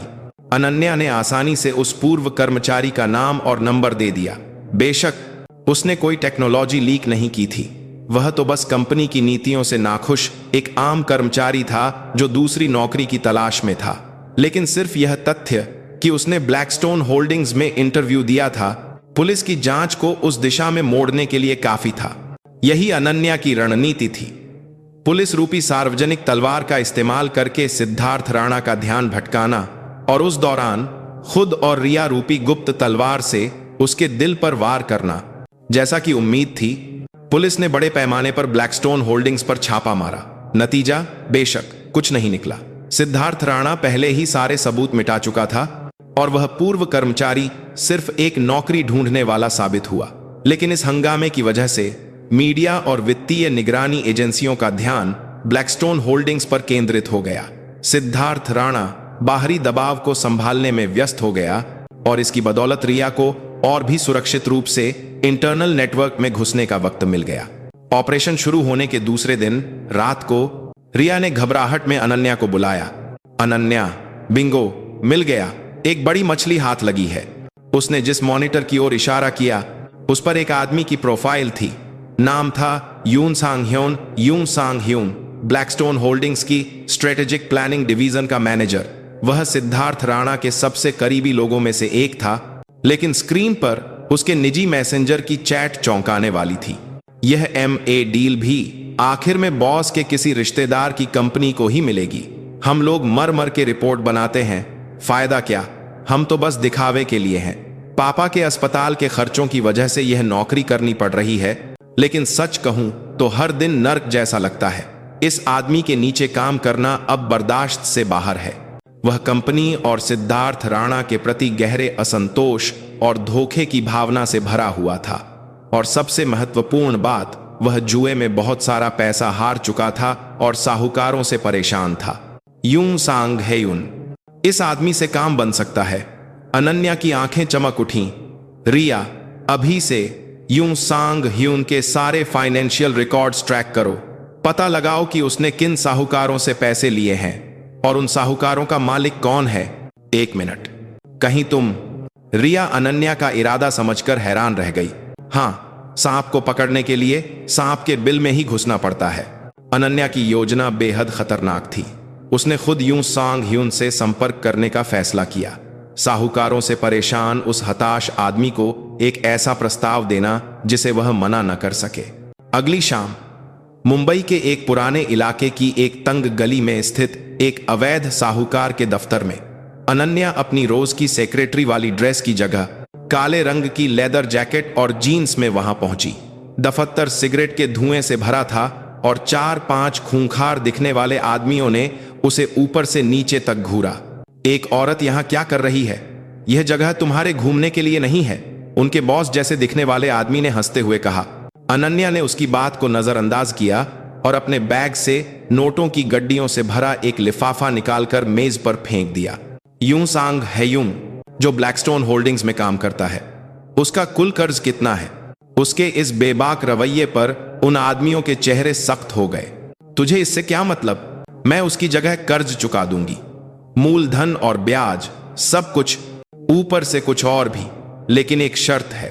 अनन्या ने उन सबको बारी बारी से घूरा। उसकी आंखों में जरा भी डर नहीं था। आज के बाद यूं सांग ह्यून के सामने मत दिखना, न फोन न मैसेज। अगर यह शर्त तोड़ी तो मैं तुम्हारे बॉस नहीं, तुम्हारे असली मालिक शेर गैंग के बिच्छू को फोन करके तुम्हारा हाल चाल बता दूंगी। बिच्छू का नाम सुनते ही उन आदमियों के चेहरे सफेद पड़ गए। बिच्छू शेर गैंग का फाइनेंसर और सिद्धार्थ राणा का दाहिना हाथ माना जाता था। यह औरत उसका नाम कैसे जानती है, यह उनकी समझ से बाहर था। तू है कौन? यह जानने की जरूरत नहीं, अनन्या ने ठंडक से कहा और एक छोटी सी यूएसबी ड्राइव मेज पर रख दी। यह यूं सांग ह्यून को दे देना, कहना कि कल सुबह बस इसे अपने ऑफिस के कंप्यूटर में लगा दे और उसका सारा कर्ज खत्म हो जाएगा। फैसला उसका है। वह और कुछ कहे बिना दफ्तर से निकल गई। पीछे बचे साहूकार जमे हुए से मेज पर रखे नोटों और यूएसबी को बारी बारी से देखते रहे। उस रात यूं सांग ह्यून को निराशा के अंधेरे में उम्मीद की एक किरण जैसा फोन आया। उसका सारा कर्ज चुका दिया गया था और कल सुबह उसकी मेज पर एक छोटा सा तोहफा रखा होगा। उसे आधा यकीन था, आधा नहीं, लेकिन डूबते को तिनके का सहारा होता है, यही सोचकर वह अगले दिन ऑफिस गया और सचमुच उसकी मेज पर एक छोटी सी यूएसबी ड्राइव रखी थी। वह एक पल के लिए हिचकिचाया। वह जानता था कि इसका क्या मतलब हो सकता है, इसमें क्या खतरा हो सकता है, लेकिन फिर उसे अपने बीमार पिता का चेहरा और सिद्धार्थ राणा का घिनौना चेहरा याद आया। उसने आंखें भींची और कांपते हाथों से यूएसबी को अपने कंप्यूटर में लगा दिया। ठीक उसी पल मीलों दूर भारत इनोवेशंस के बेसमेंट में बने सुरक्षित घर में रिया खुशी से चिल्लाई। दरवाजा खुल गया। ब्लैकस्टोन होल्डिंग्स का पूरा इंटरनल डेटा अब हमारे हाथ में है। मॉनिटर पर ब्लैकस्टोन होल्डिंग्स का संगठनात्मक चार्ट, फाइनेंशियल स्टेटमेंट, कॉन्ट्रैक्ट्स और यहां तक कि वे गुप्त समझौते भी दिख रहे थे जो कभी बाहर नहीं आने चाहिए थे। सिद्धार्थ राणा का सालों में बनाया गया रहस्यों का किला आखिरकार अपना भारी दरवाजा खोल चुका था। अनन्या शांति से मॉनिटर को देखती रही। उसके चेहरे पर एक हल्की सी मुस्कान थी। अब जब तलवार निकल चुकी थी तो नाचने का वक्त था। अध्याय 6, लोमड़ी के लिए जाल। यह देखिए चेयरमैन, सिद्धार्थ राणा ने पिछले 5 सालों में कम से कम 2000 करोड़ रुपए का काला धन जमा किया है। उसने शैल कंपनियों के जरिए पैसे को घुमाया और टैक्स हेवन देशों में छिपाया। इस पैसे का कुछ हिस्सा राजनीतिक लॉबिंग में भी इस्तेमाल होने के सुराग मिले हैं। भारत इनोवेशंस के अस्थायी चेयरमैन ऑफिस में अनन्या ने रिया द्वारा निकाले गए डेटा के आधार पर तैयार की गई एक रिपोर्ट विक्रम सिंह राठौर के सामने रखी। स्क्रीन पर भरे बैंक खातों के लेन देन और गुप्त बही खाते साफ साफ दिखा रहे थे कि सिद्धार्थ राणा ने कितनी चालाकी और ढिठाई से गैर कानूनी काम किए थे। यह जानवर से भी बदतर है। सिर्फ यह सबूत ही उसे जेल में सड़ाने और समाज से बाहर करने के लिए काफी है। चेयरमैन ने गुस्से में मेज पर मुक्का मारा, लेकिन अनन्या ने शांति से सिर हिलाया। अभी नहीं चेयरमैन, यह सारा डेटा गैर कानूनी हैकिंग से हासिल किया गया है। अदालत में इसे सबूत के तौर पर स्वीकार किए जाने की संभावना कम है और उल्टा हम पर ही मुसीबत आ सकती है। जैसे ही सिद्धार्थ राणा को पता चलेगा कि यह डेटा लीक हुआ है, वह किसी को बलि का बकरा बनाकर सब कुछ नकार देगा। तो क्या इन सबूतों के होते हुए भी हम उसे बस देखते रहें? नहीं, यह सबूत तलवार नहीं है। यह सिद्धार्थ राणा जैसे शिकारी को पकड़ने के लिए चारा है। हम इस चारे का इस्तेमाल करके उसे खुद जाल में फंसने पर मजबूर करेंगे। अनन्या की आवाज में एक ठंडी दृढ़ता थी। उसके दिमाग में पूरी योजना तैयार थी। चेयरमैन, क्या आपको प्रोजेक्ट अपोलो याद है? प्रोजेक्ट अपोलो, वही प्रोजेक्ट जिसे हमने 3 साल पहले अगली पीढ़ी की सेमीकंडक्टर टेक्नोलॉजी विकसित करने के लिए शुरू किया था, लेकिन भारी लागत के कारण बीच में ही रोक दिया था। जी, उस समय हमने मुख्य तकनीक विकसित करने में सफलता हासिल कर ली थी, लेकिन बड़े पैमाने पर उत्पादन के लिए हमारे पास पूंजी की कमी थी। यह तकनीक मौजूदा बाजार की तकनीक से कम 5 साल आगे है। यह भारत इनोवेशंस का भविष्य है और यही वह तकनीक है जिसे सिद्धार्थ राणा किसी भी कीमत पर हासिल करना चाहता है। चेयरमैन अनन्या का इरादा समझ गए और उनकी आंखें चमक उठीं। कहीं तुम उस तकनीक को चारे की तरह इस्तेमाल करने की तो नहीं सोच रही? हाँ, हम बाजार में यह अफवाह फैलाएंगे कि हम प्रोजेक्ट अपोलो को फिर से शुरू कर रहे हैं और इसके लिए हम विदेशी निवेश की तलाश कर रहे हैं, लेकिन सब कुछ बहुत ही गोपनीय तरीके से होता हुआ दिखना चाहिए।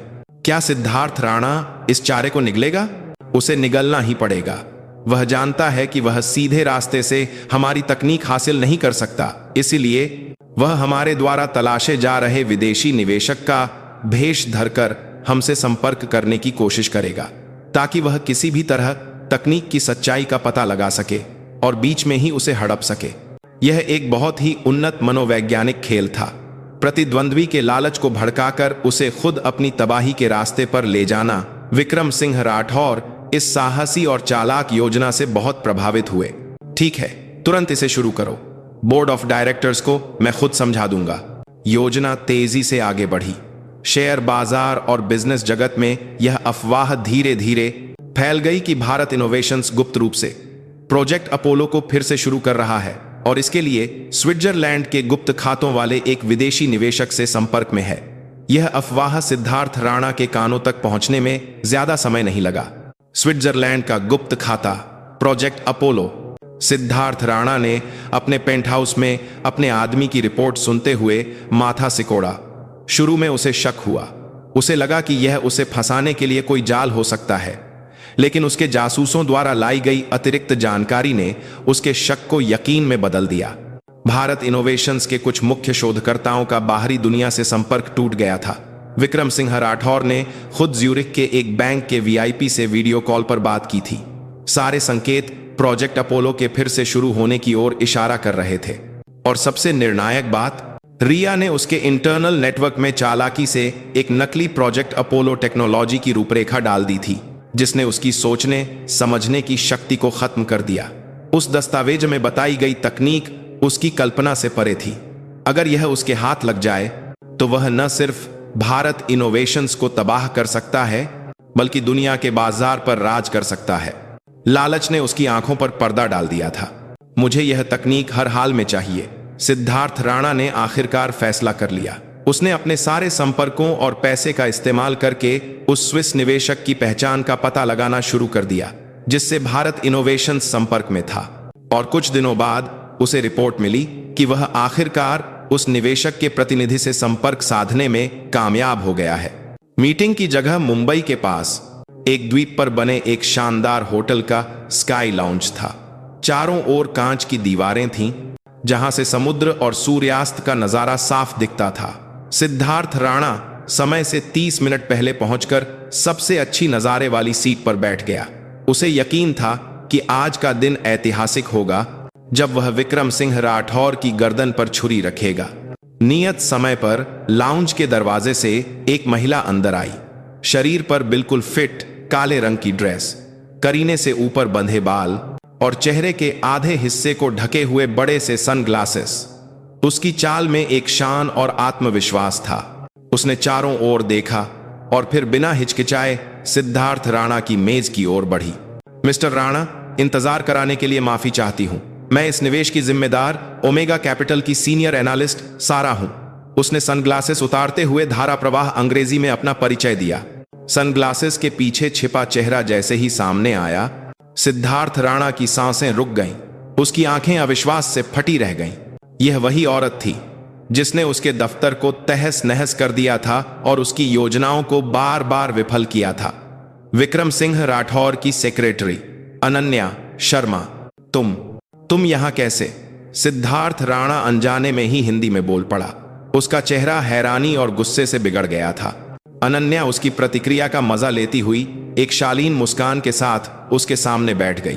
लगता है आप हैरान हो गए मिस्टर सिद्धार्थ राणा, या अब मुझे आपको सिर्फ सिद्धार्थ राणा कहना चाहिए? उसने अब अंग्रेजी बोलना बंद कर दिया था। उसकी आवाज ठंडी और तेज थी। ओमेगा कैपिटल, स्विस निवेशक, यह सब तुम्हारी चाल थी। सिद्धार्थ राणा को अब समझ में आया कि यह सब एक जाल था। वह अपनी जगह से उठकर चिल्लाने ही वाला था, लेकिन अनन्या के एक धीमे वाक्य ने उसे जमा दिया। हिलना मत तो बेहतर होगा। अभी इस लाउंज में वे पत्रकार भी हैं जिन्हें आपने पैसे से खरीदा है, और इंस्पेक्टर अर्जुन कुमार की टीम भी, जो आपको गिरफ्तार करने के लिए इंतजार कर रही है। ओहो, और हाँ, आपकी शेल कंपनियों के कुछ नाम मात्र के डायरेक्टरों को भी मैंने बुलाया है। वो देखिए, खिड़की के पास बैठे हैं। शायद उन्हें आपसे बहुत कुछ कहना है। अनन्या ने जिस ओर इशारा किया, वहां कुछ अधेड़ उम्र के आदमी सफेद चेहरों के साथ बैठे थे, और लाउंज में जगह जगह आम ग्राहकों के भेष में पुलिस के लोग तेज नजरों से इस ओर देख रहे थे। सिद्धार्थ राणा एक परफेक्ट जाल में फंस चुका था, और आपके लिए एक आखिरी तोहफा भी है। अनन्या ने अपना स्मार्टफोन उठाकर स्क्रीन सिद्धार्थ राणा को दिखाई। स्क्रीन पर लाइव न्यूज चल रही थी। ब्रेकिंग न्यूज, आयकर विभाग और सीबीआई ने आज दोपहर ब्लैकस्टोन होल्डिंग्स पर बड़े पैमाने पर छापा मारा है। उन पर हजारों करोड़ के काले धन और विदेशी धन शोधन का आरोप है। सीबीआई ने सिद्धार्थ राणा के देश छोड़ने पर तुरंत रोक लगा दी है। सिद्धार्थ राणा की आंखों के सामने अंधेरा छा गया। जब वह इस जाल में फंसकर अपना समय बर्बाद कर रहा था, तब असली तलवार उसके दिल पर वार कर रही थी। उसने अपनी पूरी जिंदगी में जो कुछ भी बनाया था, वह कुछ ही घंटों में रेत के महल की तरह ढह रहा था। कैसे? मेरे बही खाते कैसे? उसने एक हताश भाव से बड़बड़ाया। अनन्या ने स्मार्टफोन नीचे करते हुए उसकी आंखों में सीधे देखा। मैंने कहा था ना, तुमने उसे छुआ है जिसे तुम्हें नहीं छूना चाहिए था। उसी पल इंस्पेक्टर अर्जुन कुमार के नेतृत्व में पुलिस की टीम अपनी जगह से उठी और सिद्धार्थ राणा की ओर बढ़ी। मिस्टर सिद्धार्थ राणा, आपको आर्थिक अपराध अधिनियम के तहत गबन, धोखाधड़ी और टैक्स चोरी के आरोप में गिरफ्तार किया जाता है। आपको वकील करने का अधिकार है। जब पुलिस वाले उसे हथकड़ी पहना रहे थे, तब भी सिद्धार्थ राणा की नजरें सिर्फ अनन्या पर टिकी थीं। उसकी आंखों में गुस्सा, नफरत और एक समझ न आने वाला सवाल था। आखिर तुम हो कौन? अनन्या ने कोई जवाब नहीं दिया, बस ठंडी नजरों से ढहते हुए उस आदमी को देखती रही। लोमड़ी का शिकार खत्म हो चुका था, एक शानदार जीत। लेकिन वह जानती थी, यह सब कुछ का अंत नहीं था। एक घायल शिकारी अपने आखिरी पलों में सबसे घातक पंजे मारता है। दूर समुद्र के क्षितिज पर लाल सूरज डूब रहा था, जैसे आने वाले एक बड़े खूनी संघर्ष की भविष्यवाणी कर रहा हो। अध्याय 7, बिच्छू का डंक। सिद्धार्थ राणा का दौर खत्म हो चुका था। उसके गिरफ्तार होने के बाद मीडिया रोज उसके घिनौने अपराधों की कहानियां छाप रही थी। उसकी दौलत का साम्राज्य एक भ्रम की तरह ढह गया, और उससे जुड़े राजनेता और अधिकारी अपनी गर्दन बचाने में लग गए। भारत इनोवेशंस के शेयर रोज नई ऊंचाइयों को छू रहे थे, और विक्रम सिंह राठौर एक संकट से उबरने वाले दृढ़ नेता के रूप में फिर से सम्मानित हो रहे थे। सब कुछ अपनी जगह पर लौटता हुआ लग रहा था। अनन्या भी अपनी शांत दिनचर्या में लौट आई थी। वह फिर से एक परफेक्ट सेक्रेटरी के रूप में चेयरमैन की मदद कर रही थी। मीटिंग्स की बाढ़ को संभालना, दस्तावेजों के ढेर को निपटाना, और चेयरमैन की सेहत के लिए खुद बनाया हुआ हेल्दी जूस तैयार करना। यह बात कंपनी में शायद ही किसी को पता थी कि कुछ समय पहले उसने नंगे हाथों से हथियारबंद गुंडों को धूल चटाई थी और एक बड़े शैतान का गला घोंटा था। वह खुद भी उन तनावपूर्ण दिनों को एक सपने की तरह भुलाने की कोशिश कर रही थी, लेकिन उसका अंतर्ज्ञान उसे लगातार चेतावनी दे रहा था। शिकारी गिर गया था, लेकिन उसका फैलाया हुआ जहर अब भी जिंदा था। अनन्या, इस वीकेंड थोड़ा वक्त निकाल पाओगी? मेरी पोती का स्कूल में एनुअल डे फंक्शन है। मैं चाहता था कि तुम भी आकर देखो। अपनी तारीफ नहीं कर रहा, लेकिन वह डांस बहुत अच्छा करती है। चेयरमैन ने एक प्यार करने वाले दादा के चेहरे के साथ मुस्कुराते हुए कहा। उनकी पोती आरना, इस साल 7 साल की आरना चेयरमैन के लिए उनकी आंखों का तारा थी। एक दुर्घटना में अपने बेटे को खोने के बाद वह उनके परिवार का एकमात्र सहारा थी। जरूर चेयरमैन, मैं खुशी खुशी आऊंगी, अनन्या ने मुस्कुराकर जवाब दिया, लेकिन उसके मन में एक अशुभ आशंका सिर उठा रही थी। सिद्धार्थ राणा, वह अपना सब कुछ खो चुका था। ऐसा इंसान आखिरी में सिर्फ एक ही चीज चुन सकता है, बदला, अपने दुश्मन को भी उसी नर्क में घसीटना। और विक्रम सिंह राठौर की सबसे बड़ी कमजोरी उनकी छोटी पोती आरना थी। वीकेंड की सुबह अनन्या चेयरमैन के घर एक अलग ही लिबास में पहुंची। सधे हुए सूट की जगह उसने आरामदायक कैजुअल कपड़े पहने थे और एक स्लिंग बैग टांगा था। वह चेयरमैन और उनकी पत्नी के साथ आरना के फंक्शन के लिए कम्युनिटी हॉल की ओर निकली। गाड़ी में बैठने से पहले उसने लापरवाही से चारों ओर तेजी से नजर दौड़ाई। एक सामान्य वीकेंड का रिहायशी इलाका, लेकिन उसकी आंखों को जैसे कोई अदृश्य खतरे का साया दिख रहा था। फंक्शन वाला हॉल बच्चों की हंसी और माता पिता के उत्साह से भरा हुआ था। अनन्या चेयरमैन के परिवार के पीछे वाली सीट पर चुपचाप बैठकर मंच पर प्यारे प्यारे डांस कर रहे बच्चों को देख रही थी। एक पल के लिए उसके चेहरे पर भी एक शांत मुस्कान आ गई। वह इसी तरह की सामान्य और कीमती जिंदगी की रक्षा करना चाहती थी। जब चेयरमैन की पोती आरना की बारी आई तो हॉल तालियों से गूंज उठा। आरना एक चमकती हुई ड्रेस में मंच के बीच में किसी परी की तरह खूबसूरती से नाच रही थी। चेयरमैन लगातार मुस्कुराते हुए कैमरे से उस पल को कैद कर रहे थे। ठीक उसी पल अनन्या की रीढ़ में एक सिहरन दौड़ गई। हॉल का बाईं ओर का इमरजेंसी दरवाजा बहुत ही धीरे से, बिना आवाज किए, हल्का सा खुला और बंद हो गया। कोई आम इंसान इसे कभी नोटिस नहीं कर पाता, लेकिन उसकी प्रशिक्षित आंखों ने उस पल की हरकत को पकड़ लिया था। वे आ गए। वह चुपचाप अपनी जगह से उठी। चेयरमैन और उनकी पत्नी अपनी पोती में इतने खोए हुए थे कि उन्होंने उसके उठने पर ध्यान भी नहीं दिया। अनन्या बहुत ही स्वाभाविक रूप से, जैसे वॉशरूम जा रही हो, गलियारे में निकल गई। गलियारा सुनसान था। उसने दीवार से पीठ टिकाकर अपनी इंद्रियों को पूरी तरह से सक्रिय कर लिया। कदमों की आहट, 2 नहीं 3। वे आवाज को पूरी तरह से दबाने की कोशिश कर रहे थे, लेकिन उसके कान हवा के हल्के से बहाव को भी पकड़ सकते थे। वे मंच के पीछे बच्चों के ग्रीन रूम की ओर जा रहे थे। लक्ष्य साफ था, परफॉर्मेंस खत्म होने के बाद बाहर निकल रहे बच्चों की भीड़ में मिलकर आरना को अगवा करना। अनन्या ने जरा भी देर नहीं की। वह दूसरे गलियारे से मंच के पीछे की ओर बढ़ी। वह जगह परफॉर्मेंस के सामान और लाइटिंग उपकरणों से भरी हुई थी। उसने एक बड़े से स्पीकर के पीछे छिपकर ग्रीन रूम के दरवाजे की ओर देखा। कुछ देर बाद काले कपड़े पहने 2 आदमी दिखाई दिए। उनके हाथों में क्लोरोफॉर्म में भीगा रुमाल था। उनकी आंखें ठंडी और बेरहम थीं। वे सिर्फ गुंडे नहीं थे, वे ऐसे लोग थे जो अपने मकसद के लिए एक बच्चे को नुकसान पहुंचाने में भी नहीं हिचकिचाते। और उनके पीछे थोड़ी दूरी पर एक और आदमी खड़ा स्थिति को देख रहा था। दुबला पतला शरीर और सांप जैसी ठंडी आंखों वाला आदमी। अनन्या ने तुरंत समझ लिया कि वही इस सब का मास्टरमाइंड है। जैसे ही उन 2 आदमियों ने ग्रीन रूम का दरवाजा पकड़ने की कोशिश की, अनन्या एक परछाई की तरह उन पर झपटी। उसके हाथ में पास ही पड़ा एक लोहे का माइक स्टैंड था। उसने बिना किसी हिचकिचाहट के आगे वाले आदमी की गर्दन पर माइक स्टैंड से जोर से वार किया। बिना चीखे अपने साथी को गिरते देख दूसरे आदमी ने हैरानी से पीछे मुड़कर देखा, लेकिन उसकी आंखों को सिर्फ हवा को चीरती हुई अनन्या की किक ही दिखी। उसके पैर का पंजा सीधे उसकी ठोड़ी पर लगा। वह 2-3 चक्कर घूमता हुआ जमीन पर गिर गया। यह सब 5 सेकंड के अंदर हो गया।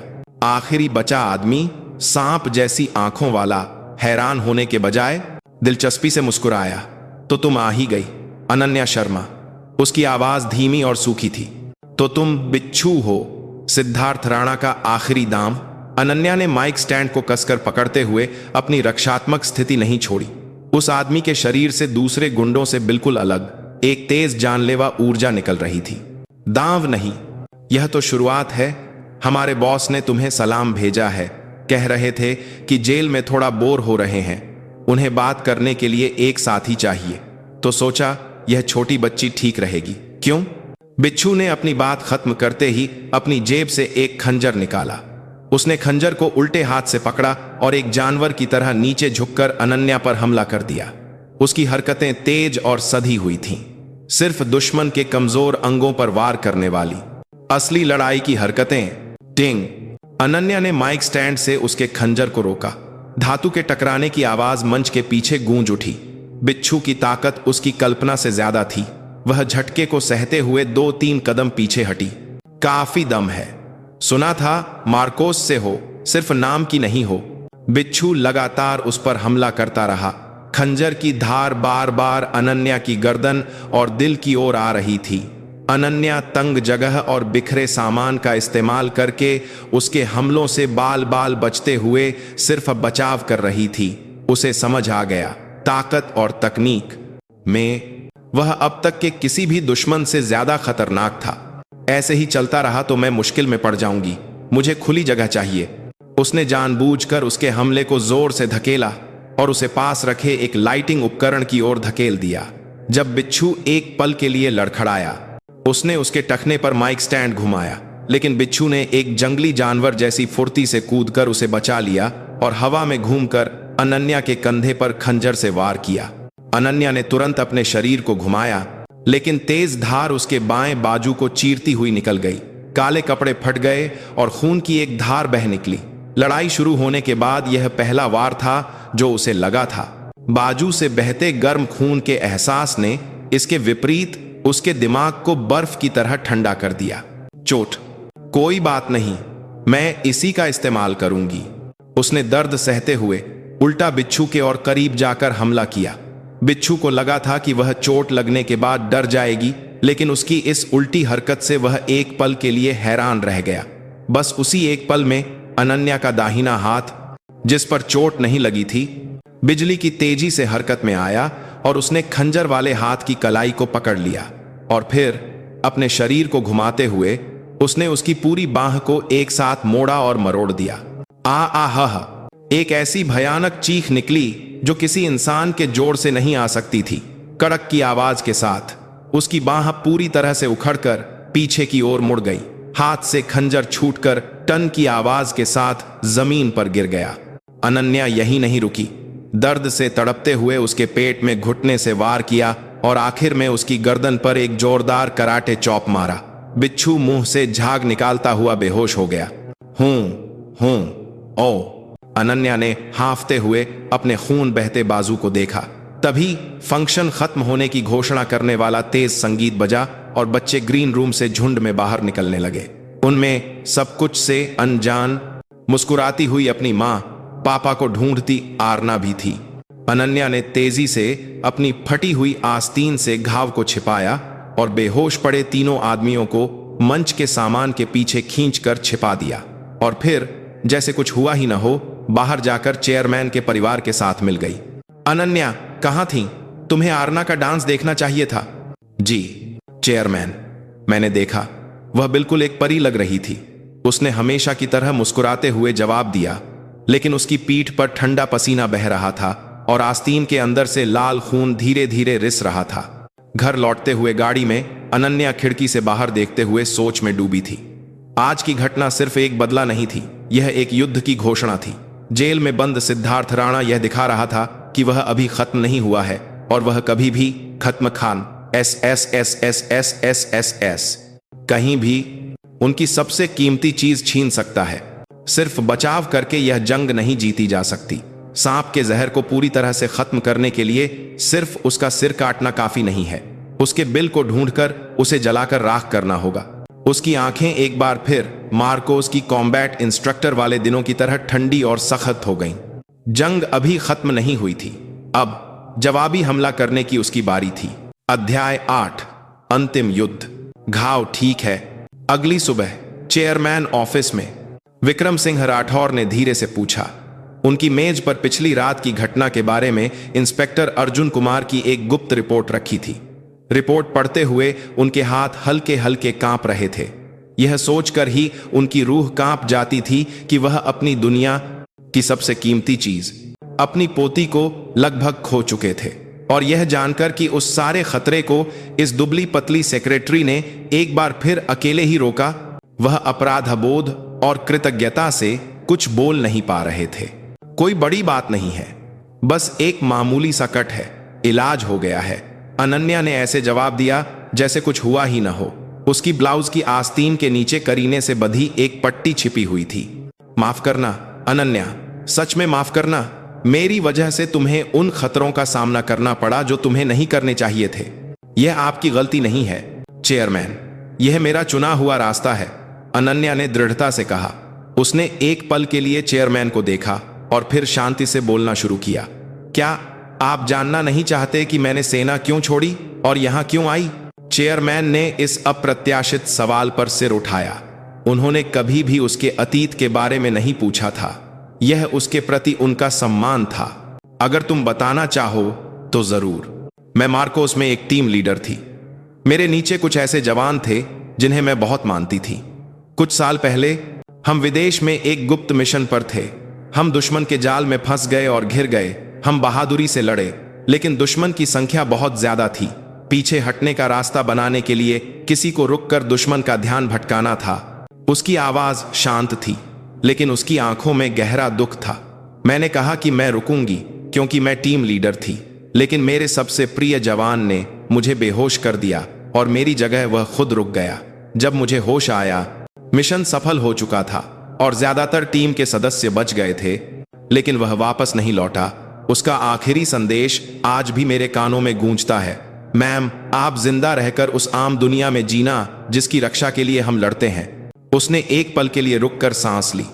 ऑफिस में एक भारी खामोशी छा गई। मैं उसे नहीं बचा सकी। जो कमांडर अपने जवान को खो दे, उसे सैनिक कहलाने का कोई हक नहीं है। इसलिए मैंने वर्दी उतार दी।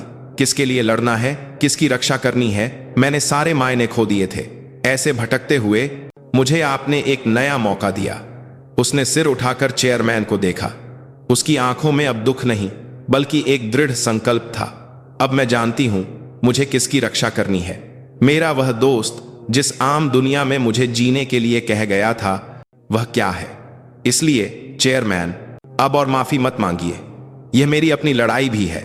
विक्रम सिंह राठौर की आंखें नम हो गईं और वह चुपचाप उसे देखते रहे। उन्हें अब समझ आया, उन्होंने सिर्फ एक काबिल सेक्रेटरी को नौकरी नहीं दी थी, बल्कि एक गहरे जख्म को लिए जिंदगी के नए मायने ढूंढने वाली एक महान योद्धा को अपनाया था। ठीक है, तो अब बताओ कि हमें कैसे लड़ना है। मैं तुम्हारे हर फैसले का साथ दूंगा। सिद्धार्थ राणा जेल में है, लेकिन उसका पैसा और संगठन अब भी जिंदा है। बिच्छू जैसे लोग उसके हाथ पैर बनकर काम कर रहे हैं। हमें इस पूरे नेटवर्क को जड़ से उखाड़ फेंकना होगा। उसका छिपा हुआ पैसा, बेनामी कंपनियां और शेर गैंग के बचे हुए लोग, सब कुछ। लेकिन कैसे? हमें एक बार फिर रिया की मदद चाहिए होगी, और इस बार हमें इंस्पेक्टर अर्जुन कुमार को भी अपनी तरफ करना होगा। अनन्या की योजना साहसी थी। उसने गुप्त रूप से इंस्पेक्टर अर्जुन कुमार से मुलाकात की। पिछली रात की घटना की पूरी कहानी सुनकर इंस्पेक्टर गुस्से में थे, लेकिन साथ ही पुलिस सिस्टम की सीमाओं के कारण लाचार भी महसूस कर रहे थे। सिद्धार्थ राणा बड़े वकीलों की फौज खड़ी करके कानून से बचने की कोशिश कर रहा था और उसके गुर्गे बिना कोई सबूत छोड़े काम कर रहे थे। इंस्पेक्टर, कानूनी जांच से हम उन्हें नहीं पकड़ सकते, वे कानून से ऊपर हैं। तो आप क्या चाहती हैं? हम भी गैर कानूनी काम करें? कभी कभी अंधेरे को पकड़ने के लिए और गहरे अंधेरे में उतरना पड़ता है। मैं उनके बिल में घुसूंगी। आप बस मेरे संकेत का इंतजार करके बाहर से जाल बिछा देना। इंस्पेक्टर ने उसकी आंखों में देखा। उनमें निजी बदले की भावना नहीं, बल्कि न्याय के लिए एक जलती हुई आग थी। उन्होंने काफी देर सोचा और फिर आखिरकार फैसला करते हुए कहा, आखिर आप हैं कौन? क्या आप सच में सिर्फ एक पूर्व सैनिक हैं? अभी मैं बस एक इंसान हूं जो अपनी कीमती चीजों की रक्षा करना चाहती है। इंस्पेक्टर ने और कुछ नहीं पूछा। उन्होंने चुपचाप सिर हिला दिया। इस तरह कानून का पालन कराने वाली पुलिस और कानून के बाहर काम करने वाली एक परछाई के बीच एक खतरनाक समझौता शुरू हुआ। उधर बेसमेंट के साइबर कमांड सेंटर में रिया सिद्धार्थ राणा के छिपे हुए साम्राज्य को ट्रैक कर रही थी। उसकी उंगलियां दिन रात कीबोर्ड पर नाच रही थीं। मिल गया, यह कमीना बहुत चालाक है।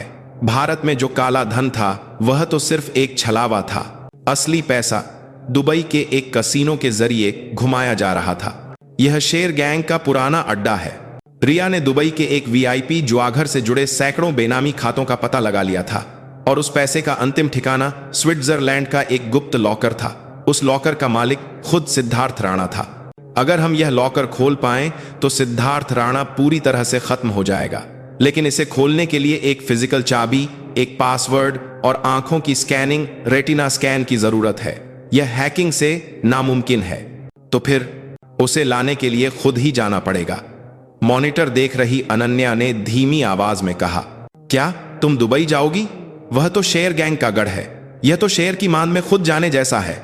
इसीलिए यह और भी अच्छा है। दुश्मन सोच भी नहीं सकते कि हम उनके दिल में ही हमला कर देंगे। बिच्छू समेत सारे मुख्य गुर्गे भी वहीं जमा होंगे। एक ही बार में सबको खत्म करने का मौका है। यह एक आत्मघाती मिशन जैसा था, लेकिन अनन्या के मन में कोई हिचकिचाहट नहीं थी। वह हर चीज के लिए तैयार थी। मिशन का नाम था ऑपरेशन शांति पाठ, सिद्धार्थ राणा और उसके काले साम्राज्य को समर्पित अंतिम शांति पाठ। अनन्या ने कबीर, नकली बॉडीगार्ड, रिया और इंस्पेक्टर अर्जुन द्वारा चुने गए कुछ भरोसेमंद पुलिस वालों के साथ एक टीम बनाई। वह अब अकेली नहीं थी। उसके साथ उसके मकसद को समझने वाले साथी थे। दुबई जाने से एक रात पहले अनन्या ने अपने फ्लैट में चुपचाप अपने युद्ध के साजो सामान तैयार किए। कॉम्बैट नाइफ, साइलेंसर लगी पिस्तौल और कुछ खास उपकरण जो उसने खुद बनाए थे। उन्हें तैयार करते हुए उसके हाथ सधे हुए और शांत थे। वह आईने के सामने खड़ी हुई। आईने में सेक्रेटरी अनन्या शर्मा नहीं, बल्कि महान टीम लीडर इको खड़ी थी। उसने मेज की दराज से एक पुरानी मिलिट्री डॉग टैग निकाली और गले में पहन ली। यह उसके उस जवान की थी जो उसकी जगह शहीद हो गया था। उसने डॉग टैग को सहलाते हुए धीरे से फुसफुसाया, अब सब कुछ खत्म करने जा रही हूं। जिस दुनिया की रक्षा तुम करना चाहते थे, इस बार मैं उसकी पूरी तरह से रक्षा करूंगी। उसकी आंखें पहले से कहीं ज्यादा तीव्रता से जल रही थीं। यह उसकी आखिरी जंग होने वाली थी। अध्याय 9, शांति पाठ। दुबई की रात दिन से भी ज्यादा चकाचौंध वाली थी। विशाल कसीनो होटलों से निकलती नियन रोशनी रात के आसमान को दिन की तरह रोशन कर रही थी और सड़कों पर अपनी इच्छाओं में डूबे लोग एक लहर की तरह बह रहे थे। उसी चकाचौंध के केंद्र में एक शानदार होटल में इंपीरियल क्लब नाम का एक वीआईपी जुआघर था। शेर गैंग का दिल और सिद्धार्थ राणा के साम्राज्य की मनी लॉन्ड्रिंग की फैक्ट्री। अनन्या एक शानदार लाल ड्रेस में क्लब में दाखिल हुई। गहरे मेकअप और कीमती गहनों ने उसकी असली पहचान को पूरी तरह से छिपा दिया था। वह किसी अमीर घराने की लड़की लग रही थी जो बड़े दांव खेलने आई हो। उसके कान में एक बहुत छोटा वायरलेस ईयरपीस छिपा था और ड्रेस के नीचे जांघ पर एक छोटी पिस्तौल बंधी थी। अनन्या, सुन रही हो? क्लब के अंदर के सारे सीसीटीवी मेरे कब्जे में हैं। बिच्छू अभी वीआईपी रूम के अंदर है। उस कमरे में कोई कैमरा नहीं है। सावधान रहना। उसके साथ कम से कम 4 गार्ड हैं। होटल के सामने एक गाड़ी में बैठे रिया की आवाज आई। समझ गई। कबीर और पुलिस की टीम बेसमेंट पार्किंग और इमरजेंसी सीढ़ियों पर इंतजार कर रहे हैं। बस मेरे सिग्नल का इंतजार है। अनन्या ने सिर हिलाया और स्वाभाविक रूप से एक गेमिंग टेबल पर बैठकर कुछ दांव खेले। उसका ध्यान खेल पर नहीं, बल्कि क्लब की बनावट और गार्ड्स की हरकतों पर था। कुल 10 गार्ड थे। कानों में ईयरपीस और सूट के अंदर से उभरे हुए हथियार बता रहे थे कि वे सभी सशस्त्र थे। कुछ देर बाद वह चिप्स बदलने के बहाने उठी और फिर कैमरों की पहुंच से बचते हुए चुपचाप वीआईपी रूम की ओर जाने वाले गलियारे में गायब हो गई। गलियारे के मुहाने पर 2 भीमकाय गार्ड पहरा दे रहे थे। रुकिए, यह प्रतिबंधित क्षेत्र है। जब उन्होंने रास्ता रोका तो अनन्या घबराने के बजाय एक आकर्षक मुस्कान के साथ बोली, अरे डराइए मत, मैं बिच्छू साहब से मिलने आई हूं। क्या उन्होंने आपको बताया नहीं? उसने जानबूझकर एक चुलबुली आवाज में कहते हुए उनके कंधे पर हाथ रखा। जैसे ही गार्ड्स एक पल के लिए बेफिक्र हुए, उसके हाथ बिजली की तेजी से हरकत में आए। उसकी उंगलियों ने गार्ड्स की गर्दन की दोनों तरफ मौजूद कैरोटिड साइनस दिमाग को खून पहुंचाने वाली नस पर सटीक और जोर से दबाव डाला। दोनों भीमकाय आदमी बिना कोई आवाज किए दिमाग में खून का प्रवाह अस्थायी रूप से रुकने के कारण वहीं बेहोश होकर गिर पड़े। अनन्या ने उनके शरीरों को गलियारे के कोने में छिपाया और वीआईपी रूम का भारी दरवाजा चुपचाप खोला। कमरा सिगरेट के धुएं और व्हिस्की की गंध से भरा था। बिच्छू एक गहरे सोफे पर बैठा था और उसके चारों ओर 4 गुर्गे खड़े थे। मेज पर एक पिस्तौल के साथ स्विस बैंक के गुप्त लॉकर को खोलने वाला ओटीपी जनरेटर और एक कार्ड की रखी थी। कौन है? बिच्छू ने धीमी आवाज में पूछा। अनन्या का चेहरा देखते ही वह अपनी जगह से उछल पड़ा। उसकी आंखों में हैरानी के साथ एक जंगली जानवर जैसी जानलेवा चमक थी। तुम यहाँ क्या कर रही हो? खुद अपनी मौत के मुंह में चली आई। तुम्हारे नर्क को खत्म करने आई हूं। अनन्या ने ठंडक से जवाब देते हुए जांघ पर छिपी पिस्तौल निकाल ली। उसकी हरकत देखते ही दूसरे गुर्गों ने भी अपनी बंदूकें निकाल ली। स्थिति बेहद तनावपूर्ण थी। हाँ, एक पिस्तौल से हम 5 का सामना करोगी? मरना है तो शौक से करो, बिच्छू हंसते हुए चिल्लाया। उसी पल अनन्या ने कमरे के बीच में लटके क्रिस्टल के झूमर पर गोली चला दी। साइलेंसर की वजह से आवाज कम थी, लेकिन झूमर के टूटने की आवाज बहुत तेज थी। हजारों क्रिस्टल के टुकड़े रोशनी की तरह बिखर गए और कमरे में अफरा तफरी मच गई। साथ ही उसने एक भारी सोफे के पीछे छलांग लगा दी। मार डालो उस लड़की को, बिच्छू के चिल्लाने के साथ ही कमरा गोलियों की आवाज से गूंज उठा। लेकिन अनन्या पहले ही उनकी पहुंच से बाहर थी। उसने सोफे की आड़ लेकर सटीकता से गुर्गों के पैरों पर निशाना साधा। चीखों के साथ 2 लोग गिर गए। उस मौके का फायदा उठाकर वह मेज के नीचे से लुढ़कती हुई बिच्छू के टखने पर झपटी। संतुलन खोकर जब बिच्छू गिरा, उसने मेज पर रखे ओटीपी जनरेटर और कार्ड की को छीन लिया। कमीनी! गुस्से में बिच्छू जमीन पर लुढ़कते हुए उस पर गोलियां चलाने लगा। अनन्या कमरे के सामान की आड़ लेकर बचती हुई ईयरपीस पर चिल्लाई, अभी अंदर आओ। उसके सिग्नल के साथ ही कमरे की खिड़की टूटने और दरवाजा टूटने की आवाज एक साथ आई। एक स्टन ग्रेनेड फटा और कमरे को सफेद रोशनी से भर दिया और गैस मास्क पहने कबीर और पुलिस की टीम चारों ओर से अंदर घुस आई। हिलना मत, हाथ ऊपर। पल भर में ही बाजी पलट गई। बचे हुए गुर्गे आसानी से पकड़ लिए गए, लेकिन बिच्छू ने हार नहीं मानी। उसने अपने बगल वाले आदमी को ढाल बनाकर इमरजेंसी दरवाजे की ओर पागलों की तरह दौड़ लगा दी।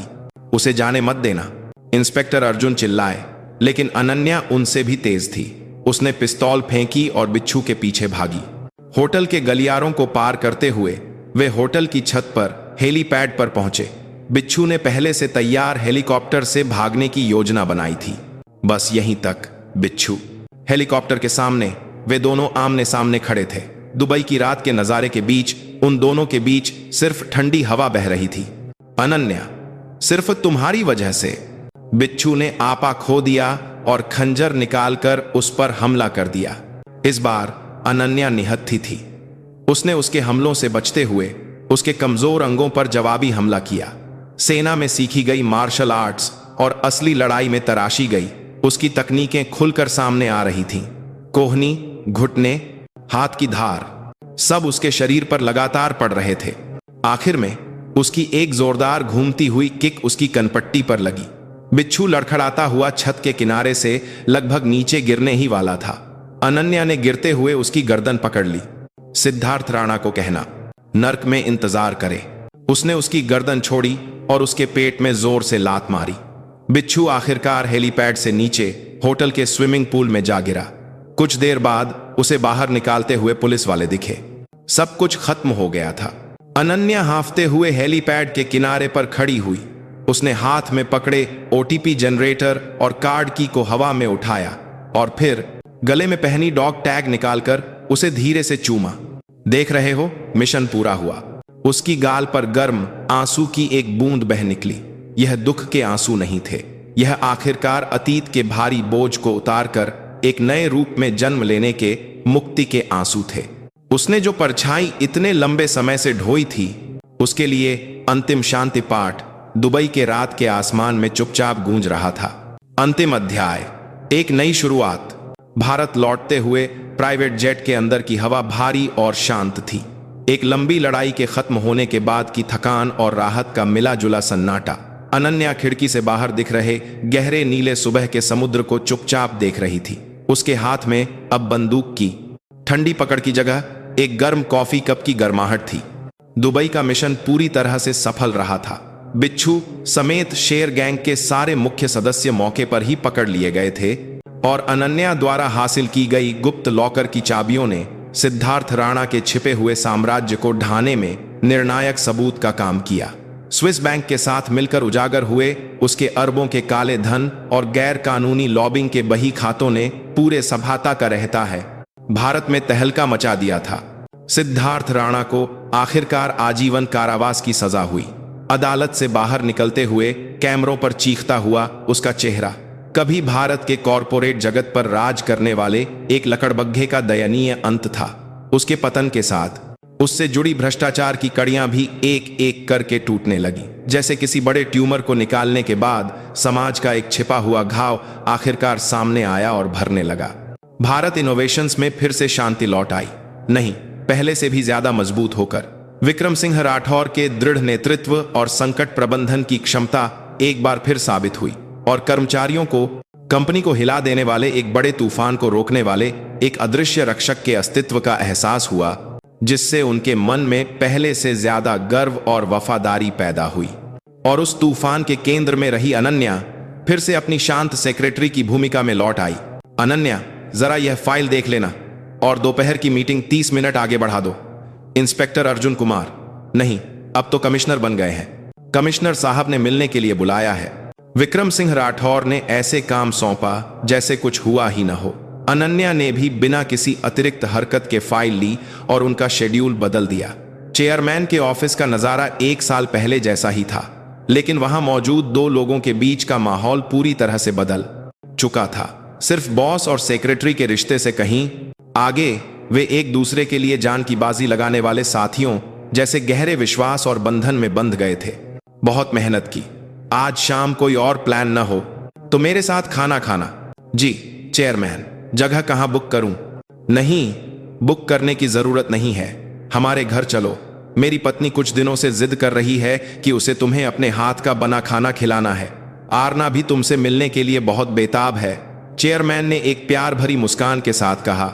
उस मुस्कान के सामने अनन्या ने बमुश्किल अपने उमड़ते हुए जज्बातों को संभाला। एक सामान्य गर्मजोशी से भरा डिनर, वही जिसके लिए वह लड़ना चाहती थी। उसने चुपचाप सिर हिला दिया। उस शाम चेयरमैन का घर गर्म खाने की खुशबू और लोगों की चहल पहल से भरा हुआ था। चेयरमैन की पत्नी बार बार शुक्रिया कहते हुए उसका हाथ पकड़े रहीं और 7 साल की आरना दुनिया की सबसे सुंदर और सबसे ताकतवर अनन्या दीदी कहते हुए उसके पास से हटी ही नहीं। डाइनिंग टेबल पर बैठकर हंसते बोलते उन लोगों को देखकर अनन्या ने अपने दिल में एक गहरी खुशी महसूस की। खून और बारूद की गंध वाले अतीत के युद्ध के मैदानों से बिल्कुल अलग एक शांतिपूर्ण और सुरक्षित नजारा। यही वह दुनिया थी जिसके लिए उसके शहीद दोस्त ने उसे जीने के लिए कहा था। खाने के बाद चेयरमैन उसे अपनी स्टडी में ले गए। उन्होंने 2 गिलासों में महंगी व्हिस्की डाली और एक गिलास उसे दिया। मैं तुमसे एक औपचारिक प्रस्ताव करना चाहता हूं। चेयरमैन ने व्हिस्की का गिलास नीचे रखकर एक गंभीर चेहरे से उसे देखा। मैं तुम्हें हमेशा के लिए अपनी सेक्रेटरी की कुर्सी पर बांधकर नहीं रख सकता। यह तुम्हारी काबिलियत का अपमान होगा और कंपनी के भविष्य के लिए भी एक बड़ा नुकसान। इसलिए मैंने तुम्हारे लिए एक नई जगह बनाई है। उन्होंने मेज की दराज से एक दस्तावेज निकालकर उसे दिया। उस पर लिखा था, Bharat innovations group, head of risk management, Ananya Sharma. यह ग्रुप के सबसे ऊंचे अधिकारियों को दी जाने वाली पदवी थी। मैं एक स्वतंत्र विभाग बना रहा हूं जो ग्रुप के सभी संभावित खतरों को पहले ही भांपकर रोकेगा और हल करेगा। इसके पास सिक्योरिटी, लीगल और ऑडिट टीमों को नियंत्रित करने की पूरी ताकत होगी। यह पद सीधे मुझे रिपोर्ट करेगा। यह काम तुम कर सकती हो। नहीं, सिर्फ तुम ही कर सकती हो। यह एक असाधारण प्रस्ताव था। उसकी काबिलियत को सर्वोच्च सम्मान और उसके लायक अधिकार देने वाला पद। अगर यह पुरानी अनन्या होती तो शायद वह विनम्रता से मना करके फिर से परछाई में छिप जाती, लेकिन अब वह अलग थी। धन्यवाद चेयरमैन, लेकिन मेरी एक शर्त है। उसने कुछ देर सोचने के बाद कहा, अगर मैं यह पद लेती हूं तो मैं सिर्फ कंपनी के मुनाफे को खतरा पहुंचाने वाले बाहरी दुश्मनों से ही नहीं लड़ूंगी। मैं कंपनी के अंदर मौजूद अन्याय, भ्रष्टाचार और गलत प्रथाओं से भी लड़ूंगी। हो सकता है कभी कभी मुझे आपके फैसलों के खिलाफ भी जाना पड़े। क्या आपको यह मंजूर होगा? उसकी आंखें दृढ़ थीं। वह अब किसी के आदेश का पालन करने वाली सैनिक नहीं थी। उसने अपने विश्वास और सिद्धांतों पर चलने वाली एक स्वतंत्र हस्ती बनने का फैसला कर लिया था। उसका जवाब सुनकर चेयरमैन एक पल के लिए हैरान हुए और फिर जोर से हंस पड़े। हाँ हाँ हाँ, मैं तो यही चाहता था। तुम जैसा कोई मेरे पास रहकर कड़वी बातें कहेगा, तभी तो मैं भी अपना रास्ता नहीं भटकूंगा। ठीक है, मुझे तुम्हारी शर्त मंजूर है। भारत इनोवेशंस का भविष्य तुम्हारे हाथों में है, मिस शर्मा। चेयरमैन द्वारा बढ़ाए गए हाथ को अनन्या ने बिना हिचकिचाए थाम लिया। दो मजबूत और गर्मजोशी से भरे हाथों का मिलना एक नए युग की शुरुआत का संकेत दे रहा था। कुछ दिनों बाद अनन्या काले रंग का सूट पहने राष्ट्रीय युद्ध स्मारक पहुंची। बारिश के बाद की हवा साफा और ठंडी थी। वह सधे हुए कदमों से एक युवा सैनिक के स्मारक के पास पहुंची। वहां उसका वह सबसे प्रिय जवान सो रहा था, जिसने उसकी जगह मौत को गले लगाया था। उसने स्मारक पर एक सफेद फूल रखा और एक सैल्यूट किया। उसके सीने पर अब अपराध बोध का भारी पत्थर नहीं था। मैं अब ठीक हूं, अच्छी तरह से जी रही हूं। जिस दुनिया की तुम रक्षा करना चाहते थे, जिस जिंदगी को तुम मुझे जीने के लिए कह गए थे, वह क्या है? अब मुझे थोड़ा थोड़ा समझ आने लगा है। यहां गोलियों और चीखों की आवाजें नहीं हैं, लेकिन उससे भी ज्यादा शिद्दत से लड़ने और रक्षा करने वाली चीजें हैं। उसने स्मारक पर खुदे हुए उसके नाम को धीरे से सहलाया। अब मैं तुम्हें शांति से विदा करती हूं और मैं अपनी जंग जारी रखूंगी, इस तरह कि तुम्हें मुझ पर गर्व हो। वह काफी देर तक वहां खड़ी स्मारक में बसी उसकी आत्मा से चुपचाप बातें करती रही। जब वह आखिरकार मुड़कर बाहर निकली तो उसके कदम पहले से कहीं ज्यादा हल्के और मजबूत थे। यह वही शांति थी जो अतीत से सच्चा समझौता करने के बाद ही मिलती है। समय बीत गया। भारत इनोवेशंस के बोर्डरूम में 1 दर्जन से ज्यादा बड़े अधिकारी एक महत्वपूर्ण मुद्दे पर बहस कर रहे थे। इस नए बिजनेस में निवेश करना बहुत जोखिम भरा है। हमें अभी मुनाफे से ज्यादा स्थिरता पर ध्यान देना चाहिए। लेकिन अगर हमने यह मौका गुंवा दिया तो हम अपने प्रतिद्वंद्वियों से हमेशा के लिए पीछे रह जाएंगे। जब बहस तेज हो रही थी, तभी कमरे के एक कोने में बैठी अनन्या ने शांति से बोलना शुरू किया। मेरे विश्लेषण के अनुसार इस सौदे में सबसे बड़ा जोखिम बाजार का उतार चढ़ाव नहीं, बल्कि हमारे पार्टनर बनने वाली कंपनी के अपारदर्शी वित्तीय लेन देन हैं। उनके फाइनेंशियल स्टेटमेंट के पीछे कम से कम 3 शेल कंपनियां हैं और ऐसे सुराग मिले हैं कि उनका इस्तेमाल मालिकों के काले धन को छिपाने के लिए किया जा रहा है। उसने संक्षिप्त लेकिन मुद्दे की बात वाले विश्लेषण को स्क्रीन पर दिखाया। बोर्डरूम में एक पल के लिए सन्नाटा छा गया। यह एक ऐसी तीखी टिप्पणी थी जिसकी किसी ने उम्मीद नहीं की थी। मुख्य कुर्सी पर बैठे विक्रम सिंह राठौर ने एक संतुष्ट मुस्कान के साथ सिर हिलाया। मिस शर्मा, आपकी क्या राय है? क्या हमें यह निवेश जारी रखना चाहिए? सभी अधिकारियों की नजरें उस पर टिक गईं। उनकी आंखों में अब उसे चेयरमैन की सिफारिश पर आई सेक्रेटरी समझने वाली शंका नहीं, बल्कि उसकी काबिलियत के प्रति शुद्ध सम्मान था। अनन्या अपनी जगह से उठी और अधिकारियों को बारी बारी से देखते हुए कहा, लड़ाई का असली मकसद जीतना नहीं, बल्कि रक्षा करना होता है। इस निवेश से हमें जो द्वांची लाभ मिलेगा, उससे कहीं ज्यादा कीमती कंपनी का विश्वास और सिद्धांत हैं जिन्हें हम खो देंगे। इसलिए मेरा मानना है कि हमें इस निवेश पर फिर से विचार करना चाहिए और एक नया पार्टनर ढूंढना चाहिए। उसकी आवाज में एक ऐसी ताकत थी जिसने पूरे कमरे को अपनी गिरफ्त में ले लिया था। वह अब किसी की परछाई में खड़ी होने वाली हस्ती नहीं थी। वह भारत इनोवेशंस जैसे विशाल जहाज का रास्ता तय करने वाले मुख्य नेताओं में से एक बन चुकी थी। मीटिंग खत्म होने के बाद अनन्या अपने दफ्तर में लौटी। एक हेड के ऑफिस के हिसाब से यह थोड़ा सादा था, लेकिन एक पूरी दीवार कांच की थी, जहां से मुंबई का नजारा दिखता था। जब वह एक पल सुस्ताते हुए कॉफी पी रही थी, तब कबीर, अब उसका सबसे भरोसेमंद सहयोगी, रिपोर्ट देने आया। मैम, रिया का फोन आया था। ग्रुप के लिए जो इंटीग्रेटेड सिक्योरिटी सिस्टम बनाने की बात हुई थी, वह लगभग पूरा हो गया है। ठीक है, शाम को रिया के साथ डिनर करना होगा। उसने खिड़की से बाहर देखा। ऊंची ऊंची इमारतों का जंगल और उनके बीच भागते दौड़ते लोग, अपनी अपनी जिंदगी जीते हुए आम लोग। वह दुनिया जिसकी उसने अपनी जान पर खेलकर रक्षा की थी।